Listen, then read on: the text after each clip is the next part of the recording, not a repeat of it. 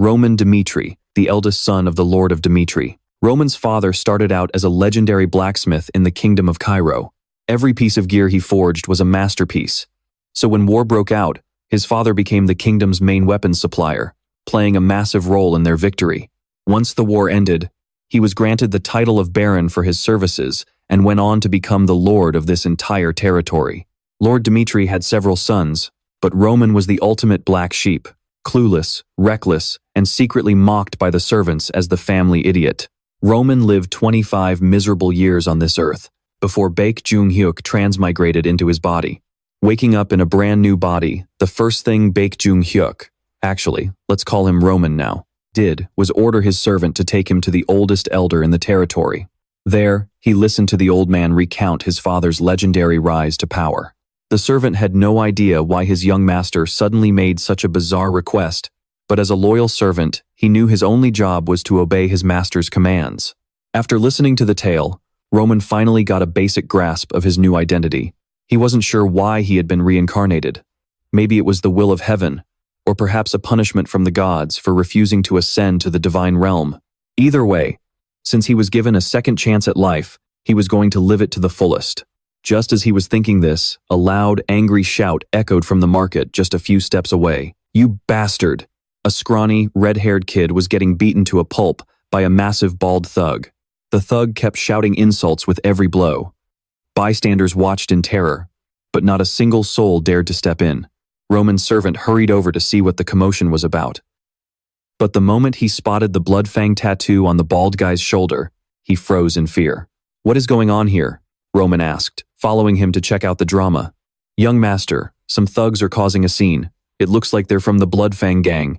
Digging through his host's faint memories, Roman had no idea who they were. But according to his servant, they were a notorious group of loan sharks. The Blood Fang gang didn't just operate in Dmitri territory. They had their hands in all the surrounding regions too. It looked like the poor red-haired kid owed them a mountain of cash, which was why he was getting beaten to within an inch of his life. "Let's just pretend we didn't see anything, young master. Nothing good ever comes from getting involved with them," his servant whispered. But when he turned around, his young master was already gone. True to classic recap fashion, Roman was already stepping forward, commanding them to stop, leaving his servant in a total panic. The Blood Fang thugs spun around and immediately recognized him as the Lord's eldest son. But instead of backing down, they just burst out laughing. "Oh, look at that. A little noble thinks he can poke his nose into our business and play hero. You can beat it, noble master Dmitri. This is private business." It was obvious that even though Roman was the Lord's son, these punks didn't respect him one bit. His servant frantically begged Roman to just turn back, knowing how ruthless the Blood Fang gang could be. But with the blood of a legendary martial arts master boiling in his veins, there was no way Roman was going to let this slide. "Hans," he said out of nowhere, "I am still not very familiar with the laws around here. So tell me, who is the one breakna? And what is their punishment?" By the way, Hans was the servant's name. The question left Hans completely baffled. Sure, Roman had never been the sharpest tool in the shed, but today, after waking up, it was like he had total amnesia. Still, since his master asked, Hans had to answer. Well, since the red-haired kid owes them money and failed to pay it back on time, he is technically in the wrong. However, the Blood Fang gang isn't allowed to take the law into their own hands and use extreme violence like this either. But most importantly, they showed blatant disrespect to the eldest son of the Dmitri family. And that is a crime punishable by death. Under the laws of our territory, these men deserve to be executed on the spot. Hans gulped nervously as he spoke, especially with the Blood Fang thugs glaring daggers at him. But hearing this only seemed to fire Roman up even more. He casually picked up a dry branch from the side of the road and declared, "Did you hear that? You've broken the laws of this land, and I, Roman Dmitri, the eldest son of Lord Romero Dmitri, will carry out your punishment right now." Hans was absolutely stunned. His young master was suddenly oozing so much badass energy, it was like he was a completely different person. But the bald leader and his thugs weren't intimidated at all. "Look, I know you are just some clueless noble who doesn't know how the real world works, but if you keep pushing it, you are going to force our hand." With that, they drew their weapons, looking more than ready to beat young Master Roman to a pulp. Of course, with the blood of a legendary martial artist pumping through his veins, Roman was just as bloodthirsty as they were. He did not even wait, he aggressively charged in to attack first. Seeing the young master make such a sudden move, the Blood Fang's goons panicked. They drew their daggers and started slashing wildly. But too bad for them, this was not the useless Roman from before. The dry branch in his hand suddenly became as sharp as a sword, piercing straight through the throat of their bald leader. Staring at this shocking sight, the remaining Blood Fang's members completely lost their minds, reacting as if they had just stepped on a landmine. They all lunged forward at once, trying to gang up on Roman to avenge their fallen comrade. But compared to that bald leader, these guys were total amateurs. They could not even touch a single hair on Roman's head. On the other hand, Roman counterattacked with brutal efficiency, leaving Hans completely speechless and jaw-dropped. Oh my god, was this really the useless young master Roman he had been serving all this time? Even though he was in the middle of a tense battle, Roman looked completely relaxed. He even had time to let his mind wander. Thinking back, the first thing he saw when he opened his eyes in this body was Roman's suicide note and countless pills scattered all over the floor. The Cairo Kingdom was a land constantly ravaged by war. The king had ordered every noble family to send one representative to draft into the military, and Roman, the one chosen to enlist on behalf of the Dmitri family, ended up taking his own life out of sheer terror. To the battle-hardened soul of Baek Jung-hyuk, Roman was an incredibly pathetic guy. But no matter how pathetically he had lived before, the current master of this body was now the leader of the heavenly demon sect, Baek Jung-hyuk. And as long as he was in control, he would live a life of true honor, just as he always did under the name Baek Jung-hyuk. While Roman's mind was drifting, his hands were still busy dropping enemies left and right. Most of the Blood Fang's thugs had already been taken down, leaving only one scrawny guy desperately running for his life. Too bad for him, his speed was nothing compared to the leader of the heavenly demon sect. Roman grabbed him by the hair, completely pinning him down. The bastard was scared out of his mind, screaming at the top of his lungs for mercy. To bring a syndicate like this to its knees, you have to lay down the law. I won't take your life, Roman said calmly, snatching the dagger from the guy's hand. But you will still have to pay the price for your disrespectful mouth. With that, he jerked the guy's head back and stabbed the sharp dagger straight into his eye. A blood-curdling scream echoed as the Blood Fang's thug was blinded, his scrawny body shaking violently from the agonizing pain. The onlookers who witnessed this could not help but shiver in pure terror. Roman took a deep breath and spoke slowly, emphasizing every single word. My name is Roman Dmitri. If any of you have a problem with how I punished these pests, you are welcome to come find me anytime. In his past life, Baek Jung-hyuk had conquered the peak of the martial arts world with his absolute, overwhelming strength. The hundreds, even thousands of martial artists who dared to challenge him all met the exact same fate. As their blood painted the ground red, the entire world came to realize that the heavenly demon sect now ruled everything. Baek Jung-hyuk had always taken great pride in his grand conquests. Yet here he was, reborn as Roman, walking the streets just to clean up a bunch of low-level thugs. Once the dust settled, Roman ordered Hans to call the guards to clean up the mess. He stared down at his blood-soaked hands for a long moment, feeling deeply disappointed. This body was just too weak. His meridians were practically blocked, and his energy flow was absolutely pathetic.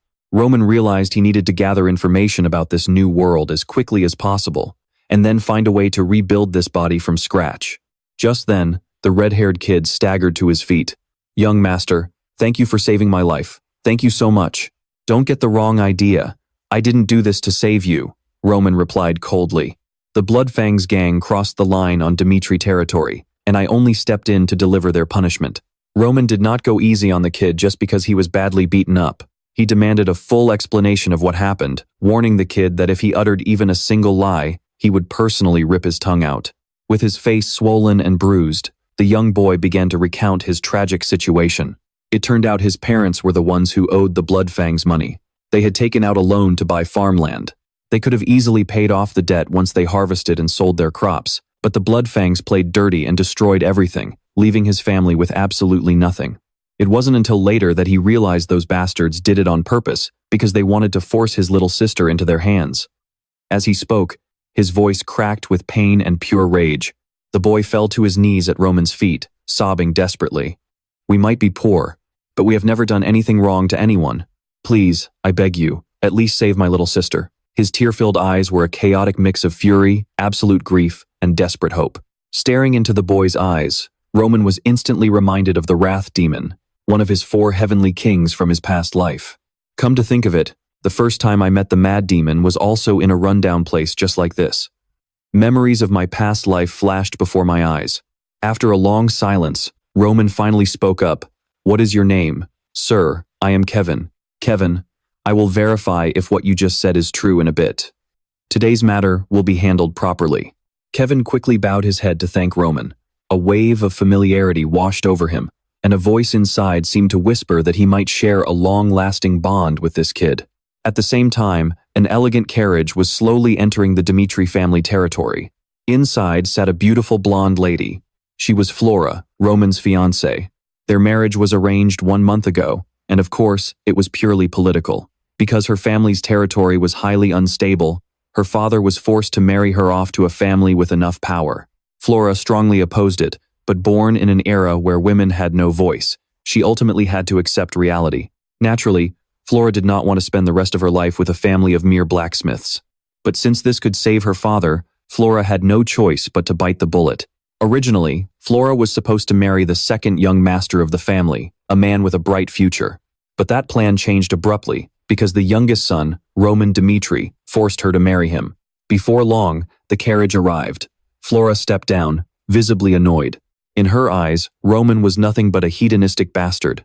Although Flora was well aware of her family's situation, no matter how many times she thought about it, she still felt Roman was not worthy of her. So when they met, the first thing Flora said to Roman was, "Lord Dimitri, I want us to forget about this marriage." Flora knew this was a hopeless rebellion, but she still wanted to resist until the very end. To her surprise, Roman immediately looked absolutely thrilled and said, "Works for me." Flora could not help but let out a loud, "Huh? What was this?" Roman was clearly the one who had forced her to marry him, yet now that she wanted to call it off, why did he look like he just won the lottery? I have also been thinking about this marriage. As the trash of the Dimitri family, I really do not dare to marry a lady like you. So, I think calling off this marriage is the right move. The more Roman spoke, the more shocked Flora became, mixed with a hint of confusion and anxiety. Before Flora could even react, Roman was already in a hurry to report the cancellation to his father. She quickly spoke up to stop him. "Wait, I heard you were the one who demanded this marriage because you really liked me. Now you are willing to call it off without any conditions, so I am a bit confused. So, do you want me to marry you then?" Not exactly." "Then let us not cause each other any more trouble. We both agree to call it off. And that is that." With those words, Roman decisively turned away. He even assured her that he would take full responsibility for calling off the engagement.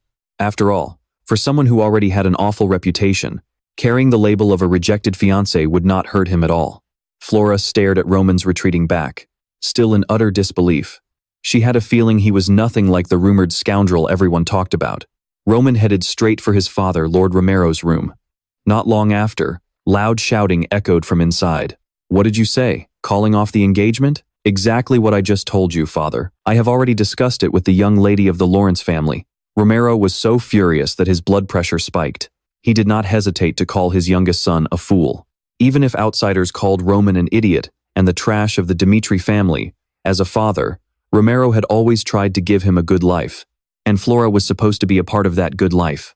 A political marriage with the Lawrence family was the best way for the Dimitri family to secure a solid position among the high society nobility. Moreover, Flora was famous for her beauty and manners. Your only job was to marry the beautiful, noble lady you wanted. And that is it. Yet you could not even do that, Romero screamed in Roman's face. But this was nothing to him. Roman only bowed his head and repeatedly apologized. But that only drove Lord Romero insane with rage. He grabbed a porcelain cup from his desk and threw it straight at his son's face. Originally, if this marriage had gone smoothly, Romero planned to arrange Roman's enlistment. But now that the engagement was off, Roman would be forced to go to the battlefield within 6 months. "Do you have anything else to say about this?"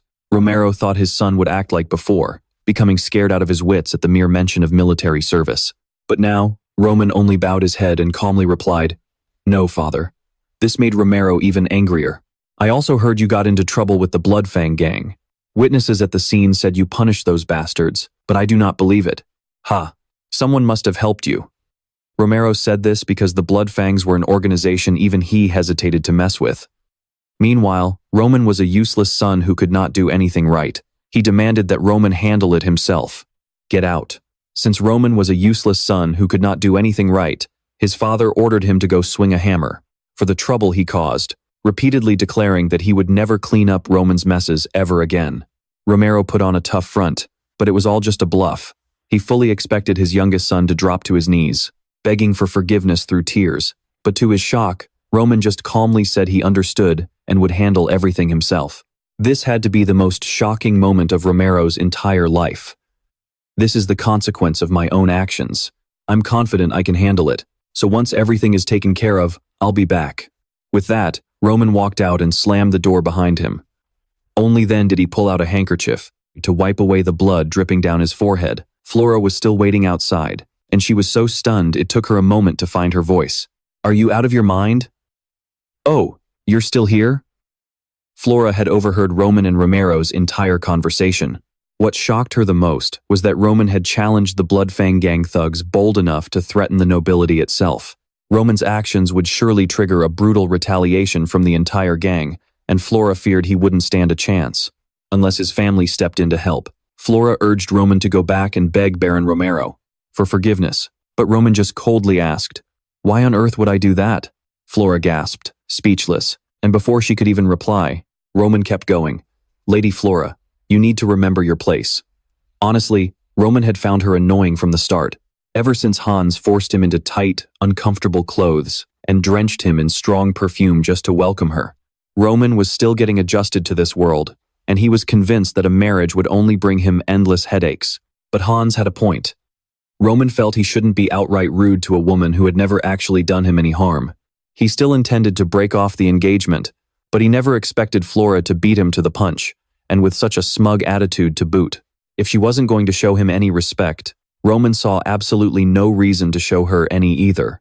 "Lady Flora, you're quite full of yourself, aren't you? I know exactly where you're coming from, and I'm sure you couldn't care less about how breaking off this engagement would affect my reputation. Yet, the moment I say I'll take full responsibility, you start stressing out." Throughout the whole conversation, Roman did all the talking, while Flora stood there flustered, unable to utter a single word. But to him, the second the words "broken engagement" left Flora's lips, she lost all rights to meddle in his affairs. From this very moment, we have absolutely nothing to do with each other. So mind your own business. Roman walked away coldly, leaving Flora standing there mortified. The only reason he agreed to take all the blame was to avoid any messy complications that might crop up after calling off the engagement. He wanted absolutely nothing to do with Flora Lawrence. She was beautiful, sure, but Roman sincerely hoped this would be the first and last time they would ever meet. He had way too much on his plate already, so marriage was the absolute last thing on his mind. While Roman wasn't bothered at all, someone else in the estate was absolutely devastated that night. It was Lord Romero. He was drinking heavily, ignoring his wife Liana's attempts to stop him. The source of the Baron's deep regret was the cup he had rashly thrown at his own son's head. "Liana, I hit Roman again, back when we were just commoners. I used to hit him all the time. But once we became nobles, I swore to myself I'd never put my children through that kind of pain again." Thanks to that promise, Romero's other children had grown up safe and sound. But Roman was the wildest of the bunch, constantly giving Romero a massive headache. Yet, he was also the only child, who had struggled alongside his father during their poorest days. Because of that, Romero never really knew how to handle him. Liana pointed out that while Romero still had a lot to learn as a father, they were the only ones who could guide their children back onto the right path.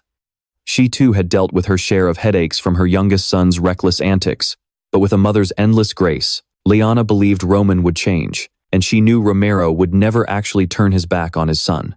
"Are you talking about the Blood Fang gang?" Liana nodded. She knew her son like the back of her hand. Roman Dmitri was a very proud boy, so even if he claimed he could handle the Blood Fang gang alone, it was likely just empty bravado. As his parents, they couldn't just leave him to fend for himself, so Liana suggested sending Captain Jonathan to back him up. Romero agreed, immediately summoning Jonathan. Little did they know, the proud child, who Liana thought was all talk, was long gone. When Roman said he could handle it, he meant it literally. Right now, he was casually strolling down the street while a helpless Hans trailed behind him. "Young master, the Blood Fang gang could attack us at any moment. Walking around in the open like this is way too dangerous. Please, let's just go back." For the past 2 days, the young master had been acting like a completely different person, driving Hans absolutely crazy. But no matter how much Hans begged, Roman had zero intention of turning back. "Hey Hans, when do you think the Blood Fang gang actually got the kind of power they have now?" He suddenly asked, making Hans shake his head. He really had no idea, but Roman did. After returning home, he had taken some time to look into this Blood Fang gang. They first gained notoriety through the merciless slaughter of their rivals, and that terrifying reputation struck fear into everyone's hearts, which made their lawless acts even more effective. So, what was the real root of the problem here? The Blood Fang gang wasn't actually that hard to deal with. They were only dangerous because they could make people tremble before their blades. That was why Roman wanted to go out today. He wanted to see for himself just how much the Blood Fang's terrifying reputation had affected the people in his family's territory. After walking around for quite a while, the two of them stopped at a restaurant called Italy. After ordering a massive spread of food, Roman told Hans to stay behind and enjoy the feast. Meanwhile, he wanted to head out to investigate further, because it could get too dangerous for the old man. But Hans, who was drooling over the feast just 10 seconds ago, suddenly stood up with determination. "No way. Even if it's dangerous for me, I will never let you go out there all on your own, young master."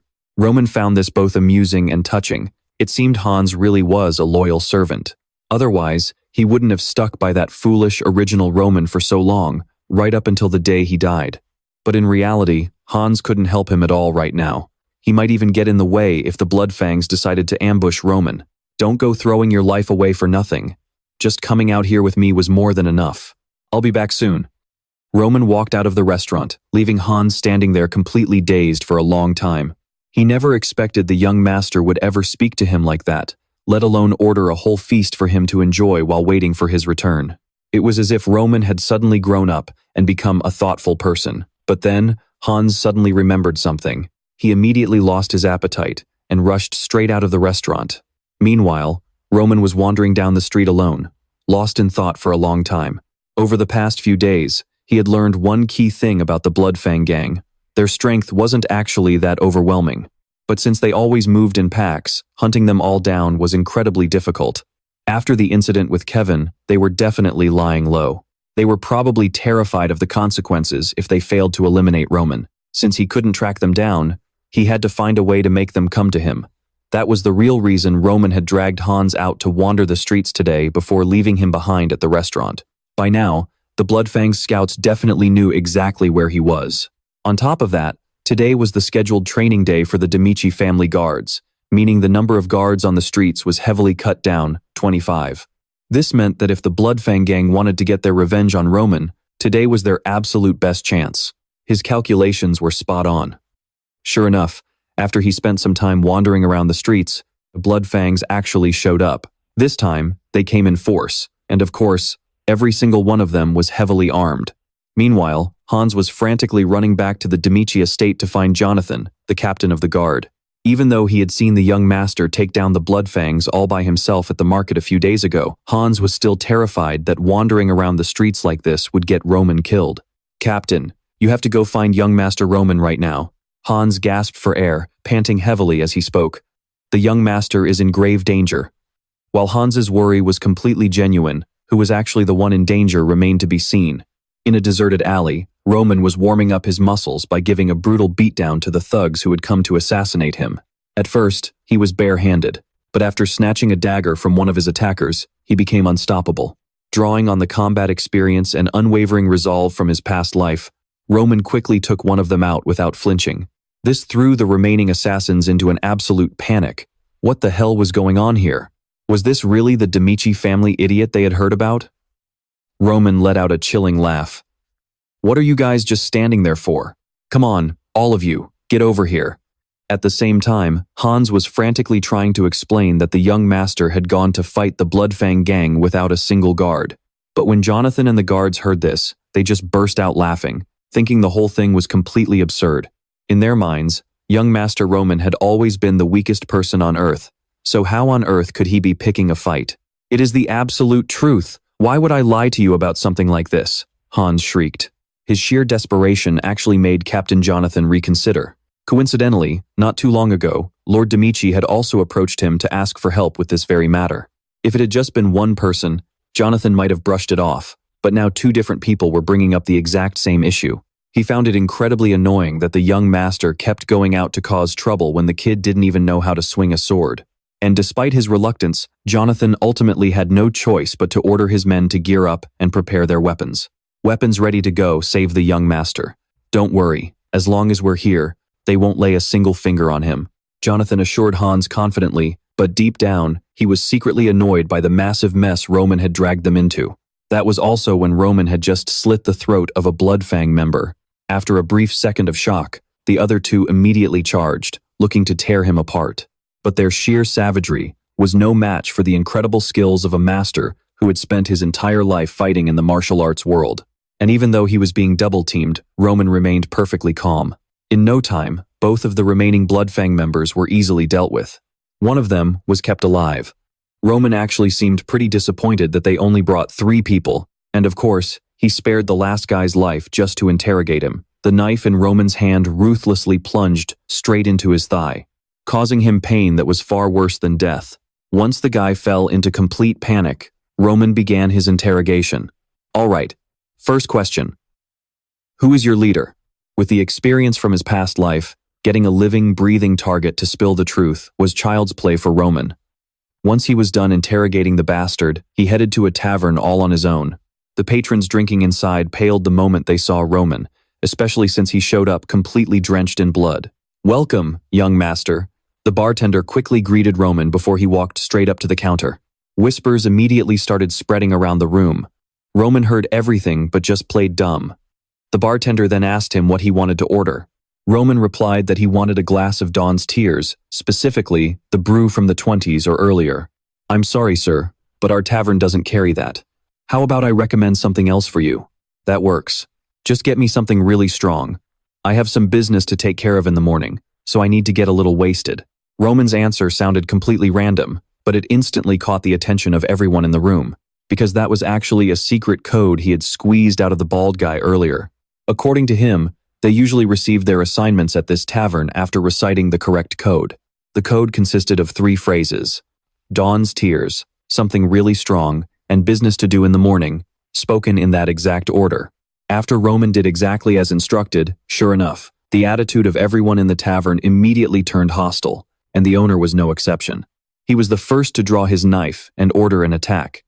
However, he was also the first to drop from just a single punch from Roman. The moment the owner hit the floor, all the patrons in the tavern grabbed their weapons and lunged at Roman. Any ordinary person caught in this situation would have been scared out of their mind. They scrambled to escape the tavern, screaming at the top of their lungs for someone to call the guards. Now that the innocent bystanders were out of the way, Roman had plenty of room to move. Even without a weapon, he easily took down 3 of those bastards in a heartbeat. This sent shivers down the spines of the remaining thugs. This definitely wasn't the cowardly and useless Roman Demichi they all knew. As if reading their minds, Roman could only smirk. Of course, he wasn't the Roman they knew anymore. He was the legendary leader of the Heavenly Demon sect from his past life. Armed with the greatest techniques of the martial arts world, he had already enhanced this body's physical capabilities in just a few short days. Although his current strength couldn't even compare to his past self, these pesky flies still didn't stand a chance against him. By the time Roman had finished beating down the entire gang of thugs, the owner finally scrambled to his feet. You woke up just in time. I just finished taking out this trash. Young master, why are you doing this? Don't play dumb. You were the one who attacked me first. Besides, now it's just the 2 of us. There are a few things I'm really curious about, so how about we have a little chat? The tavern owner felt that the person standing before him was no longer the Lord's son, young master Roman, but a literal demon. That terrifying aura made him lose all control, his entire body shaking violently. Not long after, Jonathan led a squad of guards and barged straight into the tavern. But the chaotic mess scattered all over the floor made it hard for him to keep his cool. What the hell is going on here? Could all of this really be the young master's doing? While Jonathan walked around to assess the situation, his subordinate finished searching the second floor. Only one barely breathing survivor was left up there, and he claimed that Roman had headed to the Lawrence territory. What? Why would the young master go to Lawrence? Jonathan was utterly confused. Didn't Roman just call off his engagement with Lady Flora from that house? He said the Blood Fang's hideout is located in Lawrence. Rewinding back to 1 hour ago, Roman was also using brute force to make the tavern owner spill the truth. At first, even after Roman chopped off 2 of his fingers, the man remained stubbornly silent, refusing to say a single word. But this didn't make Roman angry at all. On the contrary, he actually seemed quite pleased. Because those who refuse to talk, no matter how much torture they endure, or even in the face of death, are always the ones hiding the most valuable information. You're just wasting your time. Just kill me and get it over with. Is that so? In that case, let's run a little test to see if you'll really keep your mouth shut, no matter what I do to you. Brute force won't scare this bastard, but his own blood definitely will. Roman had already noticed the photo on the desk. Judging by the age of the boy standing next to him, it was clearly his son. Roman used the boy to threaten him, and sure enough, it worked. The guy was so furious his hair stood on end, even though he didn't have a single hair left on his head. "You bastard, a noble like you is actually going to threaten my family?" the bald guy roared in fury. Roman didn't answer. Instead, he picked up the photo and walked closer. "Lately, I've learned something incredibly interesting about the Blood Fang gang. Care to listen?" Indeed, Roman had gathered quite a bit of information over the past few days. He knew the members of this gang were willing to throw away their lives, just for revenge, and they all had one thing in common. They weren't actually bad people to begin with. They had just fallen deep into debt with the Blood Fang gang and were turned into slaves. That wretched organization pushed people to the brink, using their families as hostages to threaten them whenever they pleased. That's why they had so many members willing to die for the organization. The more Roman spoke, the paler the bald guy became. He believed that even if Roman knew the truth, he couldn't change a thing, because the Blood Fang gang would hunt them down to the ends of the earth for revenge.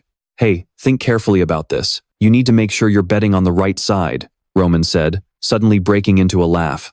Then he slammed the photo frame down at the man's feet, shattering it. "When I said I'd take your son's life, I was dead serious.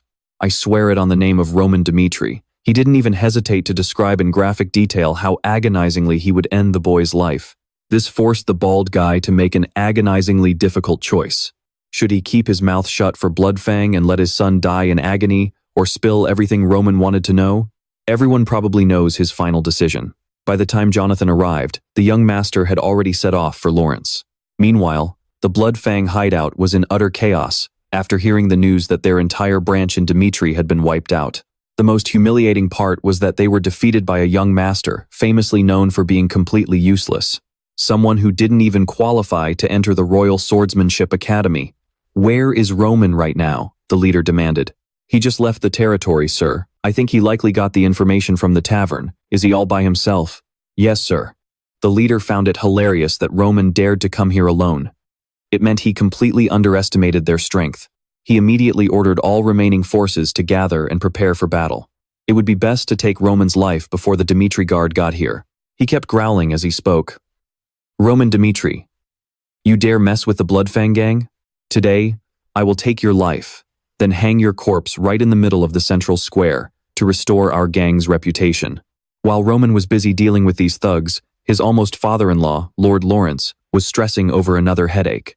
He had heard that the Barco family recently borrowed a massive sum of money from the Golden Bank, and the only logical explanation was that they were gearing up for war.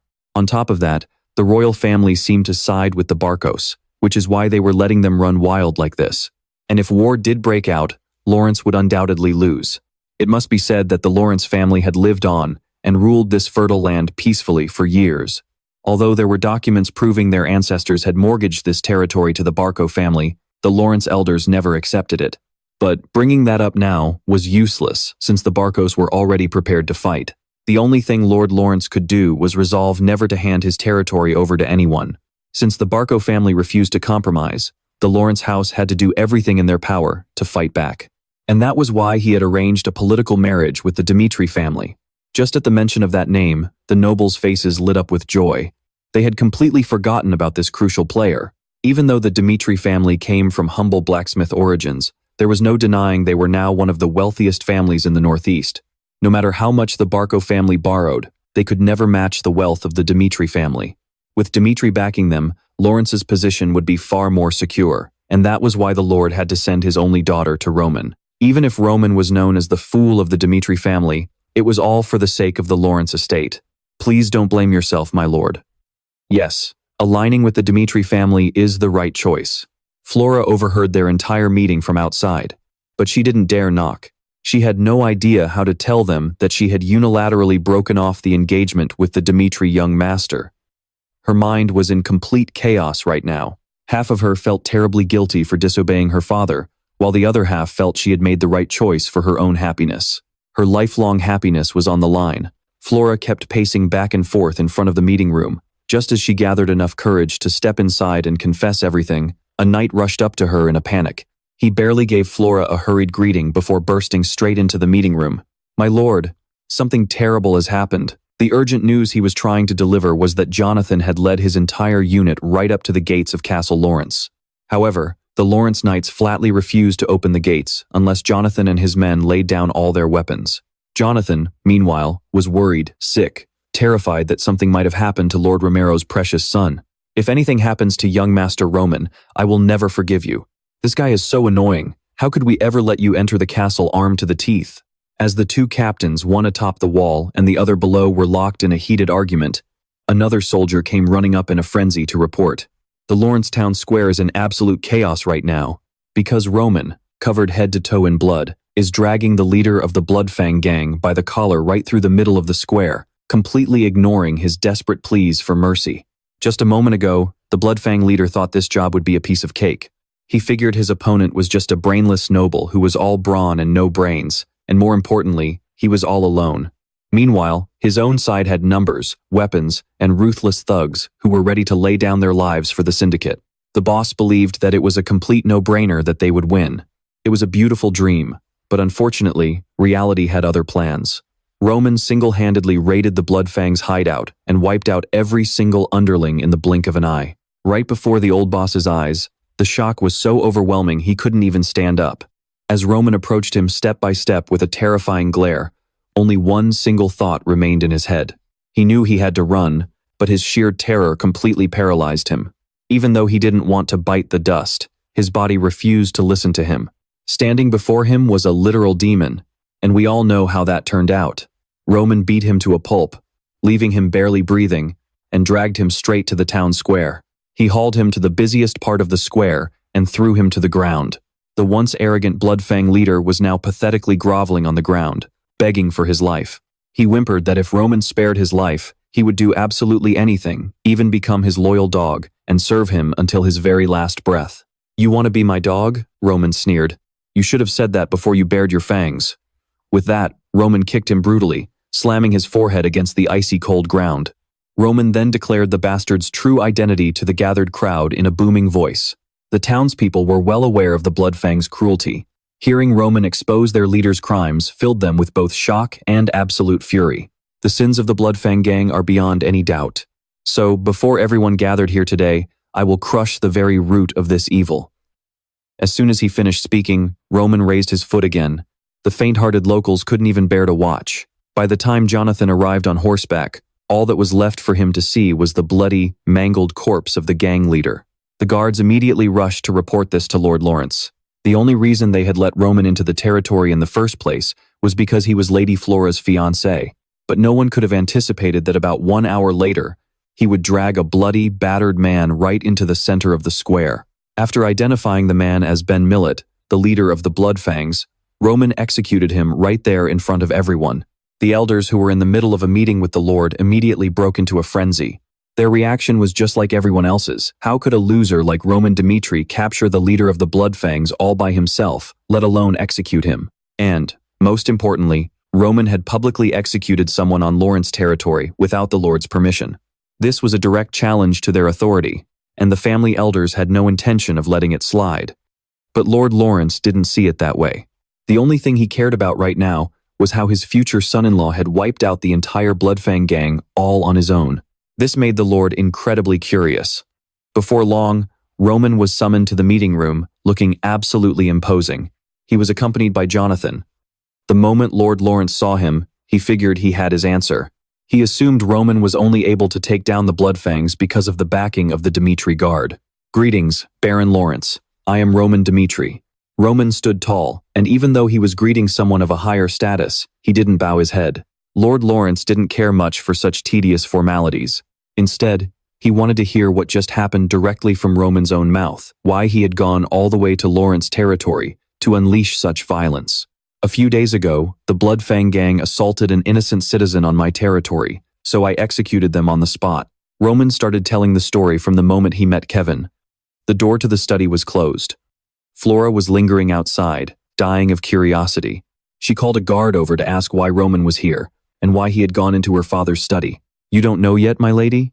The guard let out a heavy sigh before recounting the crazy events that had unfolded on the streets. Back inside the study, Roman was finishing up his account of how he hunted down the Blood Fang gang.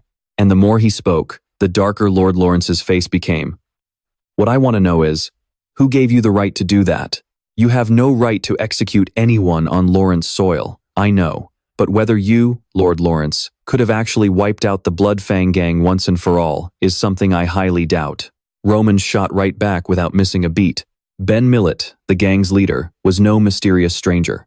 He was notorious in Lawrence for countless heinous crimes. Ben had even been thrown in jail numerous times, only to be bailed out every single time. Having gathered all this info from a local tavern owner, Roman decided to take matters into his own hands and finish them off for good, because he simply did not trust the Lawrence family. The moment those words left Roman's mouth, Jonathan turned pale with fright. "Let me ask you one thing, Baron. Did I really do anything wrong?" Lord Lawrence fell silent for a few seconds, before looking up to ask the person sitting closest to him, "Do you know Ben Millet?" He's a criminal. But I really had no idea he was the leader of the Blood Fang gang, sir." The man replied in a panic. "Fine. I see. In that case, there's no need to discuss this any further. After all, this whole mess wouldn't have happened in the first place if the Lawrence family had handled things properly." Deep down, Lord Lawrence knew Roman was right, even if he had overstepped his bounds. Despite feeling humiliated, the Lord couldn't bring himself to punish him. So, he dismissed Roman and Jonathan, making sure to promise them a reward later on. The study door swung open. Only after Roman's figure had completely vanished did Lord Lawrence burst into a hearty laugh. "So, that's Roman Dimitri? He's got guts." Meanwhile, the other noble still couldn't let Roman's abuse of power slide. But unfortunately for him, Lawrence had taken a liking to this bold prospective son-in-law. He was willing to overlook everything, even though Roman had shown him absolutely zero respect. Lawrence was so eager that he immediately called Flora in. He wanted to reassure his daughter that her future husband was no fool, so she could put her mind at ease about the marriage. Meanwhile, Roman quietly mounted his horse and followed Jonathan back home. On the way, Captain Jonathan couldn't help but ask, "Young master, did you really have to mock Baron Lawrence like that? We're lucky to walk away in one piece. But what if he had completely lost his temper?" Even though everyone thought he had just committed a massive blunder, Roman remained completely unbothered. He knew that his actions only exposed the sheer incompetence and negligence of the Lawrence family. Besides, judging by the Baron's attitude, he probably didn't know about the broken engagement yet, so there was no way he would punish his daughter's fiancé. Jonathan felt goosebumps crawling up his skin. The youngest master had suddenly become terrifyingly sharp. Not only had he grown incredibly strong, but even marching straight into Lawrence territory to cause a scene was a calculated move from the very start. This raised a burning question in Jonathan's mind, one shared by many. Was the Roman Dimitri standing before him still the same fool of the Dimitri family he once knew? Throughout the ride back, Roman was lost in thought, his mind drifting to memories of his childhood. Being born as the son of the heavenly demon meant he never knew the warmth and protection of normal parents. In fact, his father had brutally cast him into a cruel world, where only the strongest could survive. Roman had endured beatings since he was a child, fighting back step by step to claw his way up from the very bottom of society. By the time night fell, they had finally returned to the Dimitri estate. The first thing Roman did was take a bath to wash away the stench of blood clinging to his skin. He felt completely drained. It seemed that adapting to this new body made him wear out much faster. Yet, waking up in this new body had also brought him a lot of fresh experiences. And almost all of those experiences had to do with the Blood Fang gang. To wipe them out, Roman had crushed everything in his path, using the most brutal methods imaginable. But even so, he didn't feel a single shred of regret. Because when he was Baek Jung-hyuk, he was the exact same type of person, someone who would tear apart anyone in his way and use any means necessary to eliminate anyone who harbored murderous intent toward him. That was the life he used to live, and nothing was going to change, even if he was now Roman Dimitri. But after this incident, Roman decided to lay low for a while, as he still hadn't fully figured out the rules of this new world. On top of that, His strength was a far cry from what it used to be. While Roman was racking his brain to figure out how to get stronger, a servant came by to inform him that the Lord wished to see him. Roman quickly finished up his bath, changed his clothes, and got ready to meet his father. Meanwhile, in the study, Jonathan was reporting everything he had witnessed in Lawrence to Romero. The Lord could barely believe his ears, considering Roman had always been the black sheep of the family. He was the only son who lacked any real talent. Yet, back when Romero was just an ordinary blacksmith, Roman was the one who cared about him the most. He had even walked a long way to the forge just to bring his father a single piece of candy, all because he didn't want his dad working too hard. That was why Romero wanted nothing but a happy life for Roman, constantly spoiling him. But he never imagined that this very love would end up leading Roman astray. Honestly, he had long given up any hope for his youngest son. But over the last few days, after hearing that Roman had taken down the Blood Fang gang, that spark of hope he thought was dead suddenly flared up again. Just as they were talking about this, Roman knocked on the door. Hearing his son's voice, Romero felt a wave of emotion. He didn't care how Roman had managed to fight off the Blood Fangs.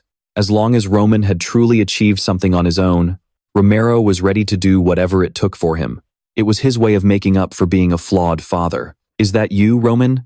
I heard you handled the entire Blood Fang gang by yourself. Is that true?" Roman fell silent. Looking at Romero's face, he could see just how much his father was hoping for a positive answer. And if he told the truth, his father would see him in a completely different light. But achievements that far exceeded expectations could easily backfire on him later. So, for now, Roman wanted to keep a low profile. Roman was fully prepared to hide the truth, but memories of his past life suddenly flooded his mind. Back then, while other kids were protected and showered with love, he was thrown into a world where only the strongest survived and ruled over all. He had crawled his way up from the darkest depths to the absolute peak by proving beyond a doubt that he was superior. So in this new life, Roman wanted to be loved and acknowledged. Ultimately, when faced with Romero's question, he owned up to his achievement. After all, he was the heavenly demon, a man who would never hide his absolute dominance. Right after that, Romero and Jonathan escorted Roman straight to the guards' training grounds. The soldiers there were completely baffled to see their famously useless youngest young master suddenly showing up at the training field. They were even more shocked when Captain Jonathan announced that Roman was there to practice his swordsmanship, asking any soldier willing to spar with him to step forward. The crowd of soldiers collectively swallowed hard. To them, Roman was just a fool, and nobody wanted any part of a duel. If they accidentally hit him too hard and injured the young master, they could easily lose their heads. As for why Lord Dimitri had brought his son here in the first place, we have to look back to what happened 1 hour ago. That was when Roman declared that he had taken down the Blood Fang gang all by himself. Even though this was exactly what Romero wanted to hear, he still had some doubts. How on earth did you manage to defeat the Blood Fangs? Roman's mind started racing, trying to come up with a believable excuse that wouldn't raise any of Romero's suspicions. So, he lied, and claimed that he had been secretly practicing swordsmanship this whole time. He even added that he wanted to prove to his father that the boy everyone called the Dimitri family's fool could actually accomplish something on his own. Roman shared the details he had gathered about the Blood Fangs, explaining exactly how he lured their leader out and took him down. The more Romero listened, the more stunned he became. The story proved that his son hadn't just improved his swordsmanship, but that he was also a meticulous strategist. Not to mention, he had the guts to walk straight into the enemy's den. Romero stood in silence for a long moment. He had spent years accepting that his youngest son was completely useless. To see him change so drastically overnight like this, calling it impressive, was an understatement.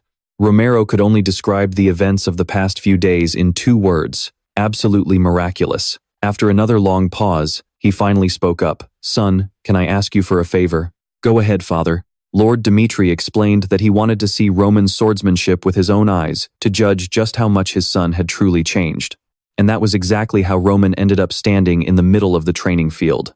The only problem was, even after Jonathan asked for the 3rd time, not a single soldier dared to step forward and duel the young master. Jonathan was getting a massive headache. He needed to pick someone skilled enough to test Roman, someone who could keep the knight's reputation intact while also bringing out the young master's true potential. Of course, Jonathan was the perfect candidate for the job, but as the captain of the knights, he couldn't just draw his sword for a casual sparring match. Instead, Jonathan called out a specific name: Chris, the vice captain of the Dimitri Knights. The moment he heard his name, Chris turned pale. His impression of Roman was honestly terrible. Their very first encounter was last year. Chris had gone out to handle a drunk guy who was causing a massive scene, completely disrupting a restaurant's business down on the street. And it wouldn't have been a big deal if that slurring drunk throwing trash everywhere wasn't Roman himself. While trying to stop the chaos, Chris took a hard slap straight to the face. But in that exact moment, he realized this young master had never trained a single day in his life. His physical strength was weaker than an average guy, absolutely pathetic. Since then, Chris fully wrote Roman off as a piece of trash who was just wasting space. Yet now, he was being forced to duel this very man. It left him feeling both disgusted and incredibly awkward. Chris spoke up to protest, but Jonathan didn't give him the slightest chance to argue. Young Master Roman managed to take down the entire Blood Fang gang on his own, proving he is a rare, exceptional talent. And to make this a fair match, you are the perfect opponent. Chris knew his captain's personality all too well. He had no right to refuse, so he had no choice but to pick up a wooden sword and step onto the training field. As Jonathan was about to call the starting signal, Chris suddenly stepped forward with a request. I was always taught that once you pick up a sword, even in a spar, you must fight as if you're stepping onto a real battlefield. And no matter who the opponent is, showing mercy is absolutely out of the question. If you agree to this condition, I would be honored to spar with young Master Roman. Chris's words were dripping with attitude. He was absolutely convinced that Roman couldn't have wiped out the Blood Fang gang by himself. Since he was forced to spar anyway, Chris wanted to take this chance to teach the young master a harsh lesson. Captain Jonathan looked back and forth between the Lord and the young master, waiting for Roman's response. But Roman didn't look tense at all. Instead, he flashed a smug, knowing smirk that made Chris boil with rage. Jonathan knew that smirk meant Roman accepted the challenge, so he signaled both of them to take their positions. Chris couldn't understand how someone as physically weak as Roman got the guts to face him. But seeing how confident Roman looked, Chris was actually the one starting to feel a little unnerved. The second the command to start was given, Chris exploded forward, lunging straight at his opponent. His blistering speed caught the other knights off guard. This was the first time Chris was actually going all out. But on the other side, Roman's gaze suddenly turned incredibly sharp. To Captain Jonathan's utter shock, Roman cleanly blocked the first strike. The sheer force of the parry sent Chris stumbling back several steps. A look of pure confusion washed over his face. From the raw weight of the impact to Roman's defensive stance, everything about Roman felt rock solid and incredibly powerful.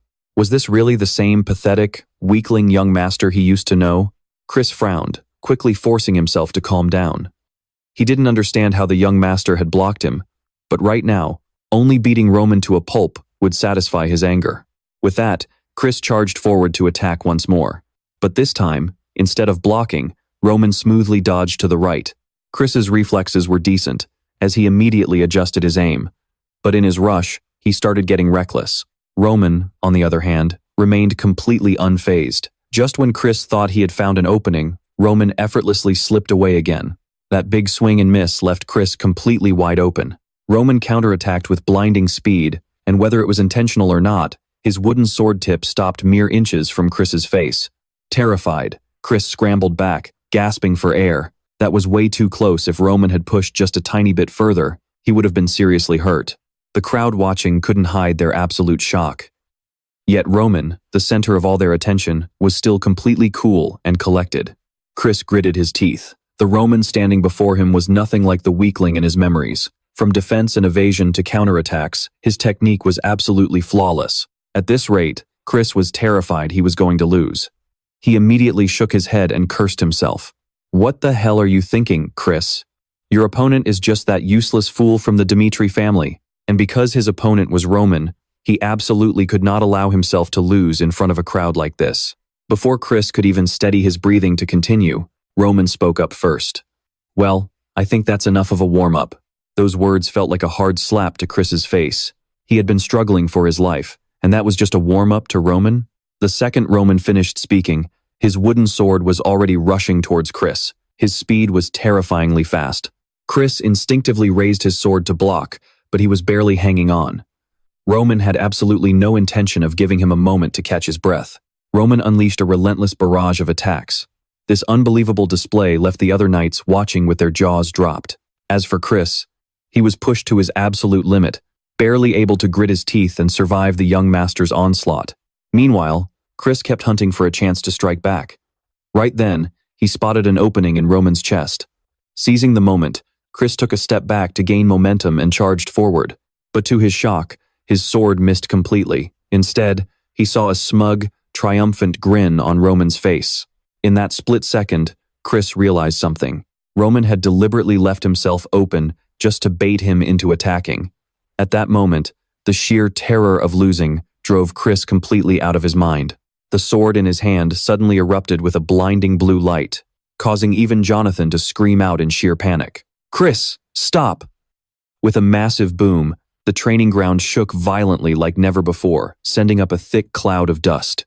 Lord Romero immediately panicked, his eyes frantically searching for his precious son. But as the dust settled, Roman was standing there completely unharmed. Not only that, but he had easily blocked his opponent's one-star aura attack. The battle was over. Utterly exhausted, Chris collapsed flat on his back under Roman's triumphant gaze. To be fair, Chris was by no means a weakling. When he was appointed as the vice captain of the Knights, his incredibly young age had left the entire squad completely speechless. Chris was also a disciple, personally trained by Jonathan.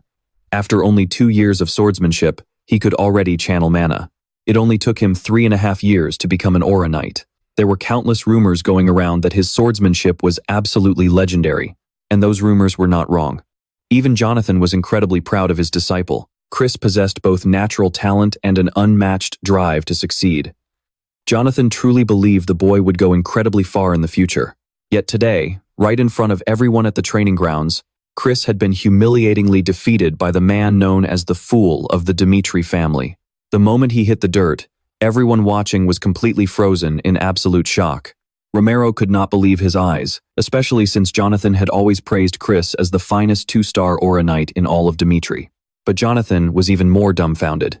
Just 1 month ago, Roman was nothing but a useless troublemaker. Even someone training for 1 or 2 years could never display such high-level skills, let alone someone who had only been at it for a single month. Watching Roman fight, Jonathan felt as though those flawless techniques could only be achieved after decades of grueling practice. "My lord, please do not be alarmed. But it seems, the young master is a true genius of the sword," Jonathan mumbled, his voice trembling with disbelief. Meanwhile, Roman was quietly observing his defeated opponent. The boy lay flat on the ground. It was undeniable that Chris knew how to take the initiative and fight aggressively against an enemy.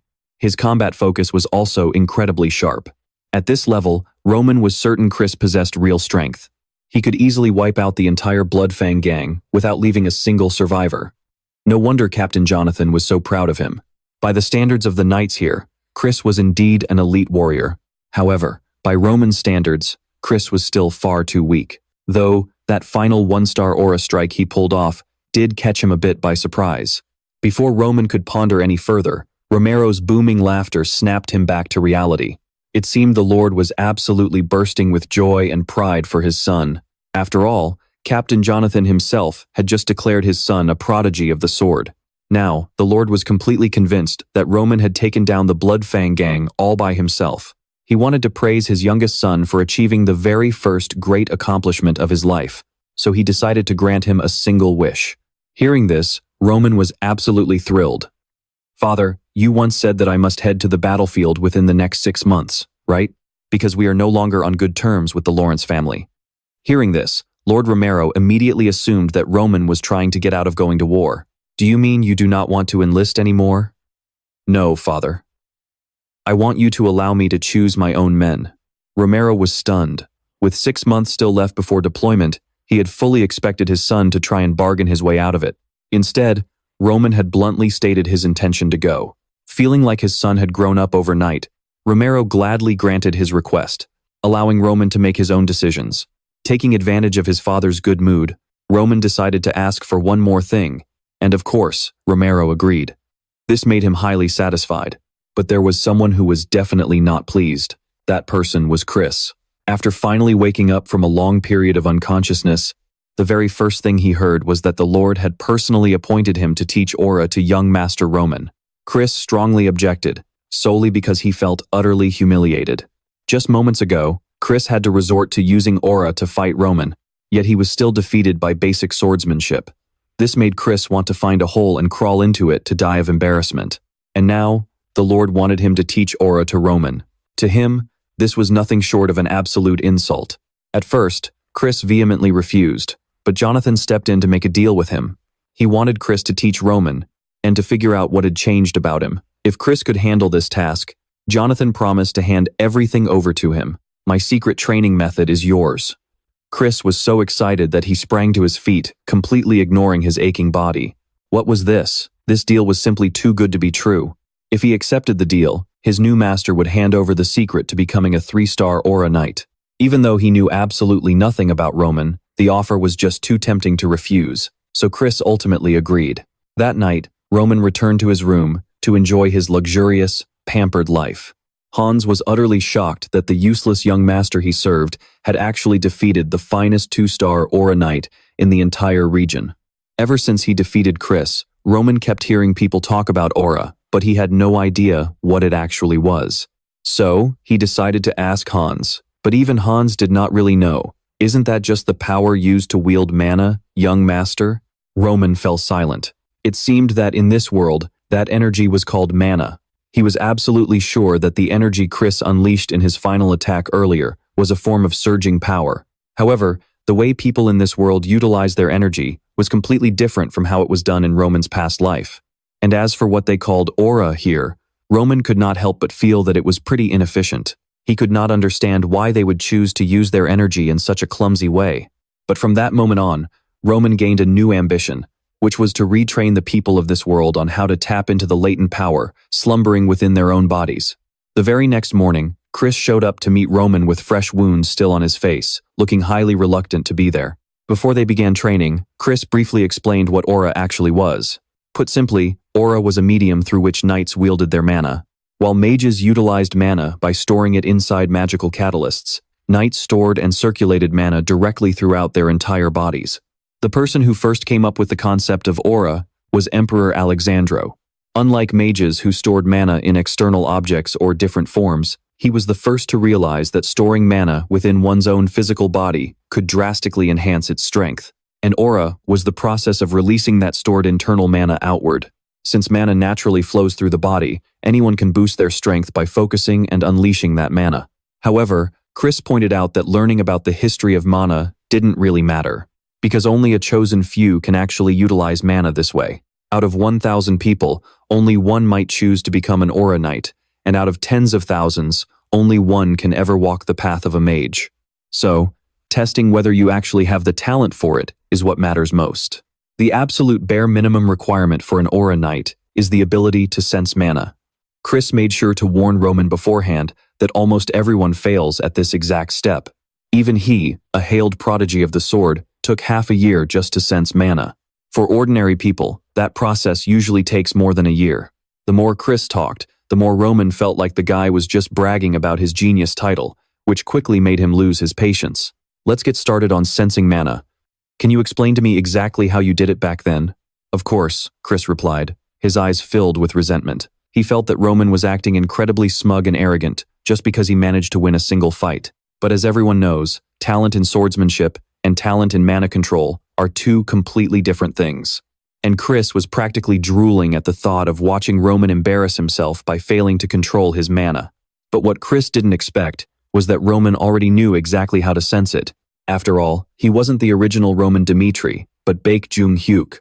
In his past life, he was a master of martial arts, and because of that, he had already managed to store a small amount of mana inside himself. However, relying solely on what he already knew would eventually lead to stagnation.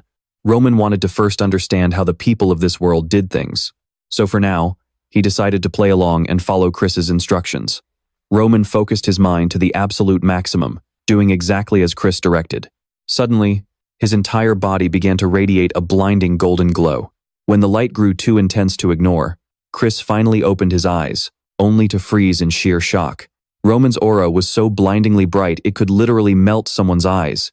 Roman slowly opened his eyes. It was exactly as he suspected. The way people in this world utilized ki was fundamentally different.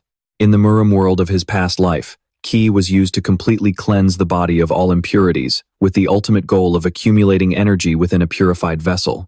However, this world relied on a completely different energy system. They gathered mana and let it flow naturally through their bodies, without placing any restrictions or control over it. Ki in the MURIM world was scarce, rigid, yet incredibly destructive. On the other hand, the mana of this world was abundant and gentle, allowing it to easily leave the physical body. If he had to draw a comparison, the way people here utilized aura was quite similar to basic body tempering in the MURIM world. Still, Roman didn't need to waste his time comparing the two methods.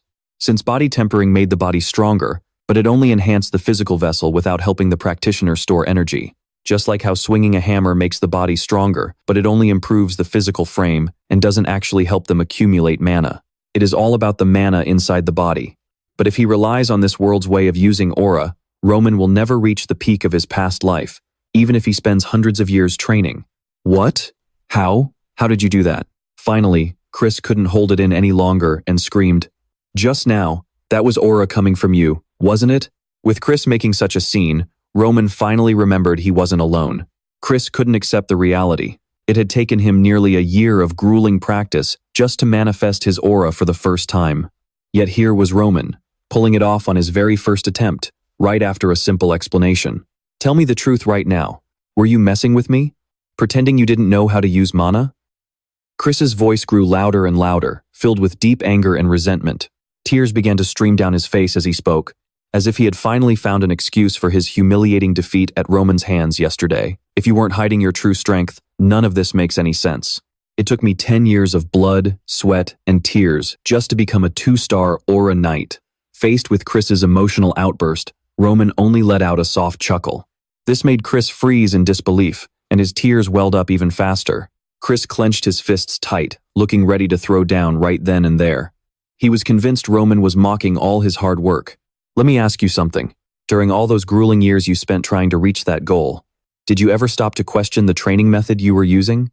The sudden question hit Chris like a slap in the face. What? What are you trying to say? Roman was suddenly reminded of a figure from his past life as Baek Jung-hyuk, the Blood Demon. In the MURIM, the Blood Demon was a terrifying monster, capable of wiping out entire sects in the blink of an eye, leaving a bloody mark on history. In his previous life, Roman and the Blood Demon had fought a long, brutal battle of attrition. Ultimately, the Blood Demon fell by Roman's blade, and now, he saw a glimpse of that demon in Chris.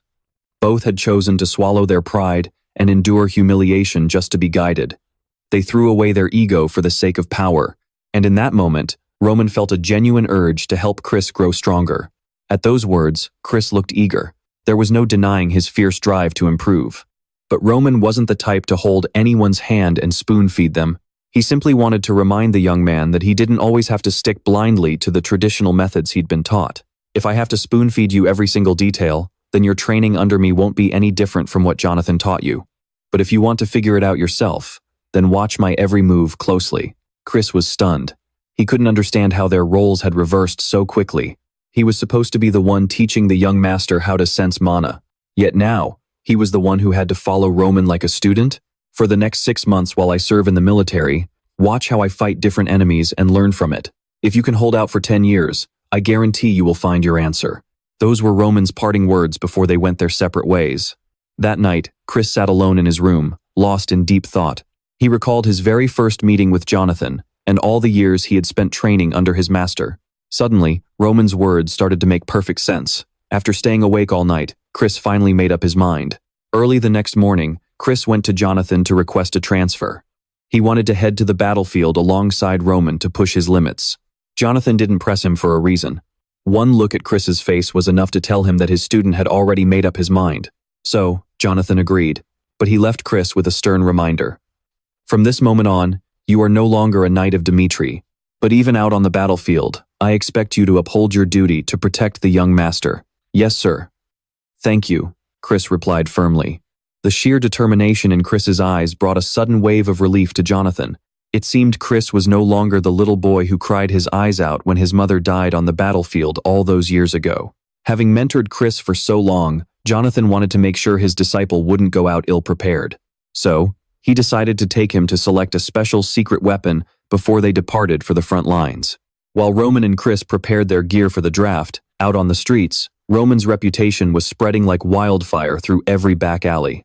The rumors that Roman had single-handedly wiped out the entire Blood Fang gang still left many people highly skeptical. But most importantly, The news finally reached Kevin.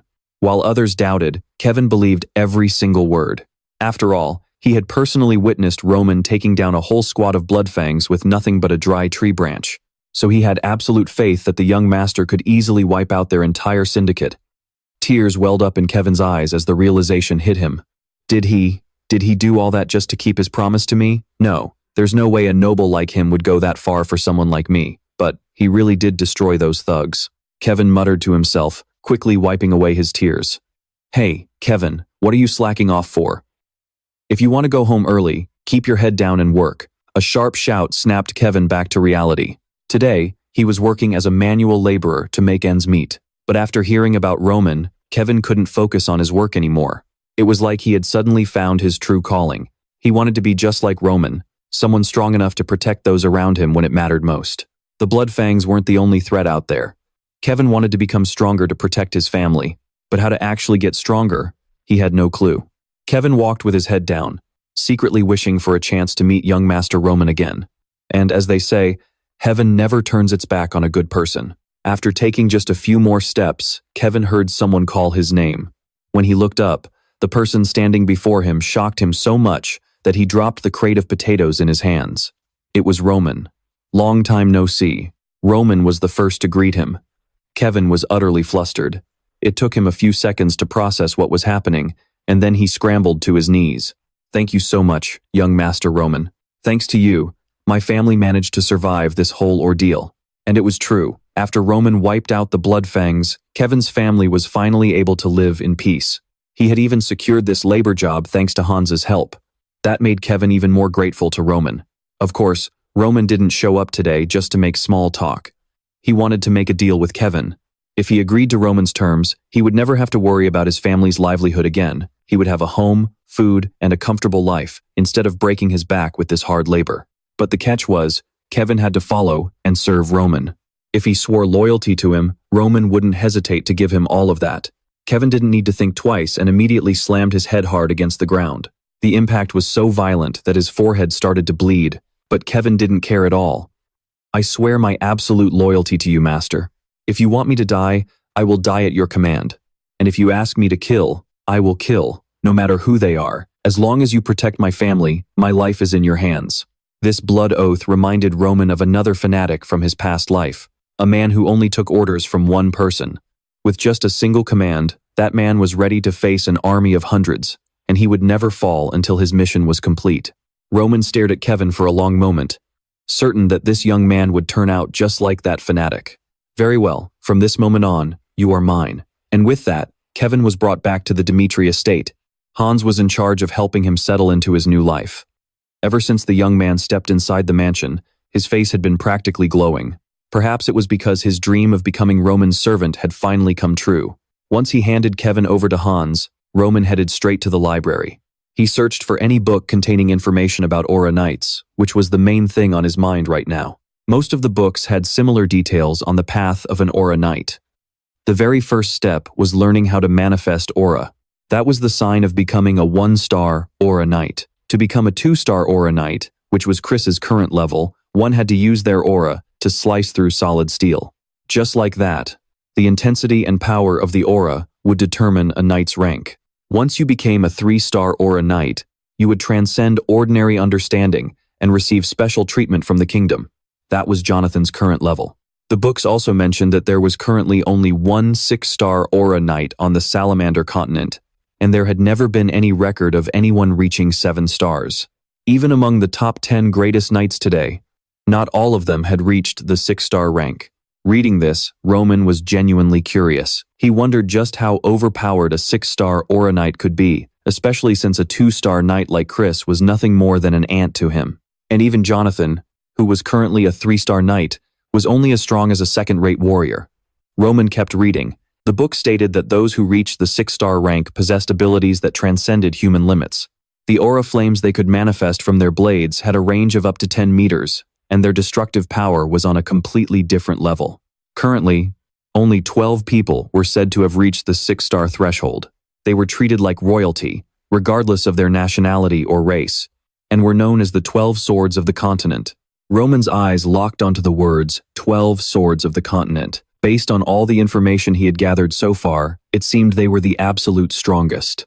The fact that they could reach this level without even knowing how to utilize chi efficiently proved their incredible raw talent. The books also brought up mages. Their levels weren't measured in stars like knights, but in circles. Those who reached the 7-circle rank were given the title of archmage. These archmages were basically looked at as demigods. They could casually stroll through battlefields and disasters, waiting for the perfect moment to strike. A single spell of theirs could level the earth and block out the sky. When fighting in mass, they were far more dangerous than 6-star aura knights. Compared to aura knights, Roman found himself much more interested in mages. After all, magic is a power that never existed in the MURIM. It seemed he already knew exactly what his next move had to be. He had to face these people to get a proper grasp of the situation. However, Roman didn't have a concrete plan for his future just yet. And because he couldn't predict what would happen next, it only made his situation all the more dangerous.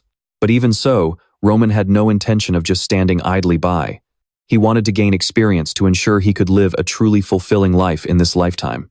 And with that, Roman quickly began mapping out his plans. First, he asked Hans to find him a suitable training ground, and the old man led Roman to a workshop that Romero used to use. After becoming a noble, Romero strictly forbade anyone from entering this place, allowing Roman to spend the entire next week training here without any prying eyes. I won't be needing any food or drink. However, you must not allow a single soul to step foot in here. Remember this clearly. Unless my people are on the verge of death, absolutely no one is allowed to come near me.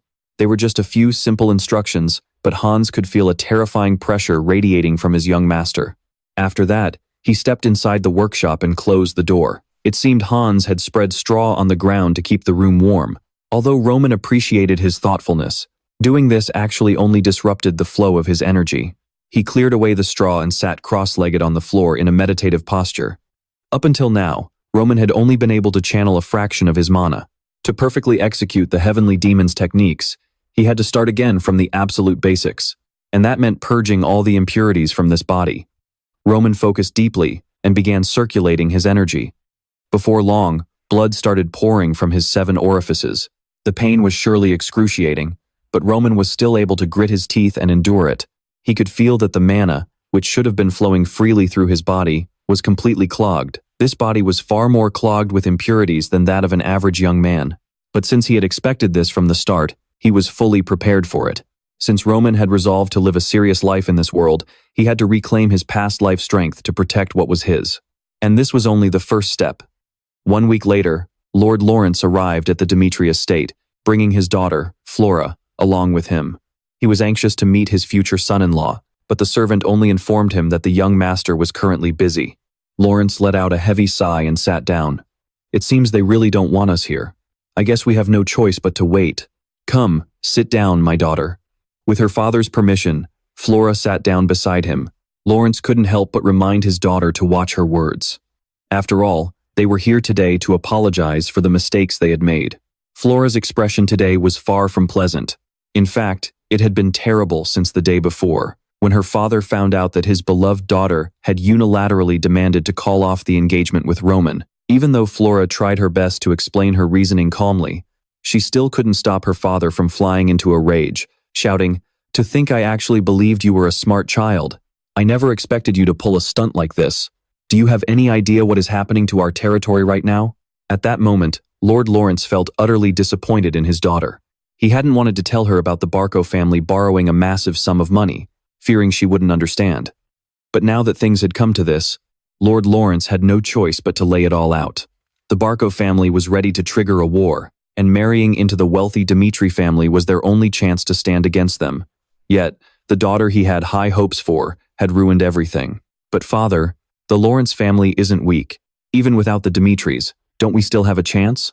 Flora tried to salvage the situation, but her father only shook his head in despair. It's true that if it were just the Barco family, the Lawrence family could hold their ground. But the royal family has already approved their shady deals, and the fact they lent them money without demanding any collateral or conditions just proves that this is no longer a simple war between two noble houses. My daughter, the ones giving the Barco family power, are the very people who want to see our family fall. Now that they have a perfect excuse, they will do whatever it takes to orchestrate our downfall and seize everything. Our territory, our honor, and even you, the one hailed as the flower of the Lawrence family. Facing this harsh reality, Flora had absolutely no way to counter his words. In truth, she had already been somewhat aware of the territory's current situation and her father's thoughts when he decided on the arranged marriage. Yet, she had still chosen to ignore it all for her own selfish reasons. While sitting in the carriage with her father on the way to the Dimitri estate, Flora forced herself to abandon her naive delusions. Now, even if she rejected the marriage with Roman, she would only end up losing everything anyway. And that was why the father and daughter showed up at the Dimitri estate on the very last day of Roman's closed-door training. The two of them had been waiting since early morning, but even as evening approached, Roman still had not come out. Hans was growing incredibly anxious. The Lawrence father and daughter looked clearly dissatisfied, but Hans did not dare go against his young master's wishes because he had been strictly instructed. He kept pacing back and forth until he finally heard the creak of the door opening. Hans was absolutely thrilled, but Roman's appearance when he stepped out completely shocked him. Meanwhile, after waiting for half the day and drinking cup after cup of tea, Viscount Lawrence finally snapped. Even though he had come to apologize, having to sit and wait in vain like this was a massive blow to his pride. Lord Lawrence clenched his fists tightly, trying to keep his composure, but he could not stop shaking. The veins on his forehead were throbbing violently. After a brief internal struggle, Lord Lawrence stood up abruptly and marched straight toward Lord Dimitri's study. At that moment, Roman's father was also busy handling family business. Hearing the footsteps approaching, he did not even bother to look up as the study door was flung open. Viscount Lawrence stormed in like a whirlwind, fuming with rage. "Baron Dimitri, what on earth are you doing, leaving your guests waiting for this long? If you are unhappy with us, you could have just sent us away. I never expected you to be this cold-hearted, Lord Dimitri." Faced with Viscount Lawrence's furious interrogation, Romero remained silent for a few seconds before calmly dipping his quill into the inkwell. "I understand your anger, but did you even bother to make an appointment before coming here? I know coming here unannounced was wrong, but we already discussed our intention to meet him a week ago, and we had no choice but to show up in person, because he rejected our request and then vanished without a trace." It was true that a week ago, Viscount Lawrence had sent a letter requesting a meeting with Roman, but he never received a reply. Growing desperate, he was forced to bring his daughter along and show up unannounced. As a result, they had been waiting for half a day without a single word of explanation. Lord Lawrence felt deeply insulted, believing that Lord Dimitri should have just refused their request to visit right from the start. The Viscount's tone grew increasingly hostile. He let out a torrent of words, completely lashing out at Baron Dimitri. "Did you really come all this way just to tell me you are angry because you had to wait for half a day?" After a brief silence, Romero suddenly asked, and his freezing tone made both Lawrence and his daughter swallow hard in tension. Romero was no fool. On the day Flora visited the Dimitri estate, Roman had personally approached him to request calling off the engagement. Even though he did not ask why, even a 3-year-old child could figure out what had happened. Lord Dimitri immediately realized that Lady Flora was the reason Roman wanted to call off this arranged marriage. What angered him most was that Viscount Lawrence was the one who pushed for this political marriage in the first place. Yet his beloved daughter was the one who went ahead and initiated the breakup. This whole situation felt like a massive slap in the face to Romero. Or to be more precise, the Dimitri family was the one who had been deeply insulted first. And yet, Viscount Lawrence, do you still think your anger is justified, just because you had to wait for a little while? At this point, Romero could no longer contain his rage. He slammed his hand down on the desk, sending the inkwell flying and spilling ink everywhere. "We did not even want to meet you in the first place, yet you completely forget your own transgressions. How dare you come here to complain to me?" The room fell dead silent. Flora did not even dare to breathe, and Viscount Lawrence began to realize he had made a terrible mistake. Since they remained silent, Romero continued to speak. He explained that about a month ago, the Barco family had contacted him, wanting an alliance with the Dimitri family, shortly after the Lawrence family had made their proposal. They promised to connect the Dimitri family with the royal family. They even offered to give him a portion of the Lawrence territory once they successfully seized it. But Romero turned them down. Even though marrying into the Barco family was far more beneficial, he refused for one simple reason. The Dimitri family already had enough wealth and power to do whatever they pleased. And deep down, it was because his son was in love with Lady Flora, the prized flower of the Lawrence family. That was the sole reason Romero decided to oppose the Barco family. Yet, not long after the marriage was finalized, Lady Flora rushed over here and threw a bucket of cold water in his face by calling off the engagement with his son. As Romero spoke, Viscount Lawrence began to kick himself for losing his temper and making such a massive mistake. "The beautiful flower of Lawrence and the fool of Dimitri," Romero said with a self-deprecating laugh. "Sure, we all know they are not a match, but you should remember what Roman's last name means. The moment the name Dimitri is attached to Roman, his worth changes completely." Romero was totally flexing, but he was not wrong at all. Besides, the ones who actually desperately needed this marriage were not the Dimitris, but Viscount Lawrence and his entire family. Faced with Lord Dimitri's intense fury, Flora could only remain silent, keeping her head bowed low. Suddenly, she found herself thinking back to her childhood days at the academy. It was a place where noble children went to study and build connections. Back then, there was a family so insignificant that everyone questioned why they were even there. They caught Flora's attention. That was the kid from the Joel family. In a world where every noble kid grew up believing they were God's gift to the earth, the young master of the Joel family was the sole exception. One day, he made a tiny mistake. If it had been any other kid from a prestigious family, it wouldn't have mattered at all. But because he was just the low-born Joel boy, the academy actually convened an entire disciplinary committee just for him. While Flora watched the instructors berate Joel for his minor slip-up, a man who looked like his father showed up to apologize.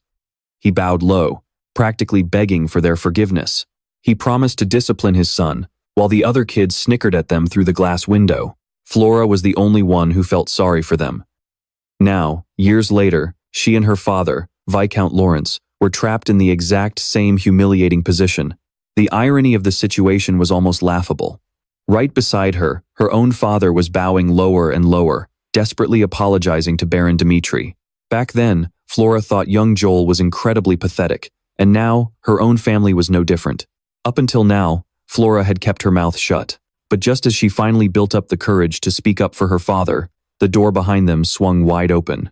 A servant announced the arrival of young Master Roman, and his striking new appearance left Flora completely speechless. After just 1 week of training, Roman had grown significantly taller.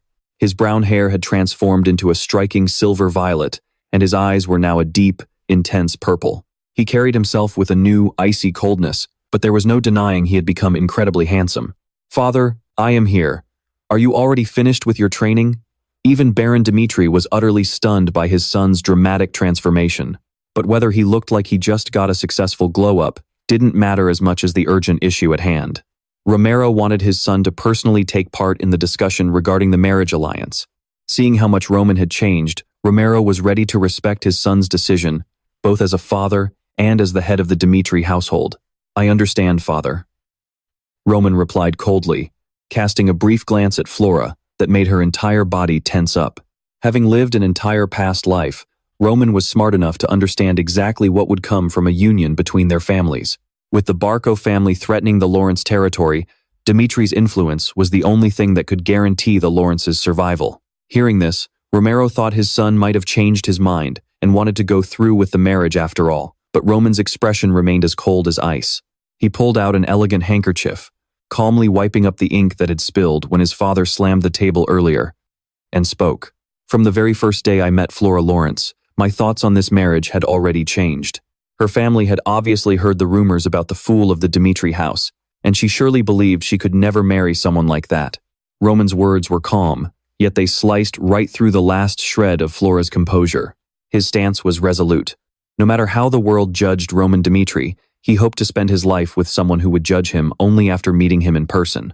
Flora failed to do even that, which was why Roman still wanted to call off this unwanted marriage. The moment he finished speaking, a heavy, suffocating silence filled the room. The most desperate person in the room was Viscount Lawrence, as this arranged marriage was his absolute last card to save his family from ruin. But because his daughter had offended the Dimitris, it was highly unlikely any other noble house would ever agree to form an alliance with them now. His family would be left to face the Barco family and their powerful backers, with nothing but their own meager resources. On their own, they might have stood a chance, but if the Dimitris decided to side with the Barcos, the Lawrence family would be utterly destroyed. To prevent such a nightmare, Viscount Lawrence swallowed his pride entirely, bowing 90 degrees as he begged one last time. He offered a massive sum of money to compensate for the trouble his daughter had caused. But to a man like Romero, who controlled vast iron reserves, Such a sum of money meant absolutely nothing. Besides, Romero knew exactly what the Viscount was trying to buy with that compensation. There is no need for you to do this. As the head of the Dimitri family, I will not hold your daughter's choice against you when dealing with any future matters. We will simply announce to the public that Flora Lawrence called off the engagement for personal reasons, and by doing so, we will have no reason to align ourselves with the Barcos either. Hearing this, Viscount Lawrence let out a quiet sigh of relief. After expressing his gratitude to Romero, the Viscount and his daughter turned to leave. But before stepping out of the study, Viscount Lawrence couldn't help but steal one last look at the young man who was almost his son-in-law. Had he known Roman possessed such incredible worth, he would have done everything in his power to make sure Flora secured this marriage. But it was too late. He knew he had made a devastating mistake, and there was absolutely no turning back now. Only after the door of the study had been closed for a long while did Baron Dimitri finally find his voice to speak. He demanded to know exactly what had happened to his son over the past week, and how on earth he had returned looking like an entirely different person.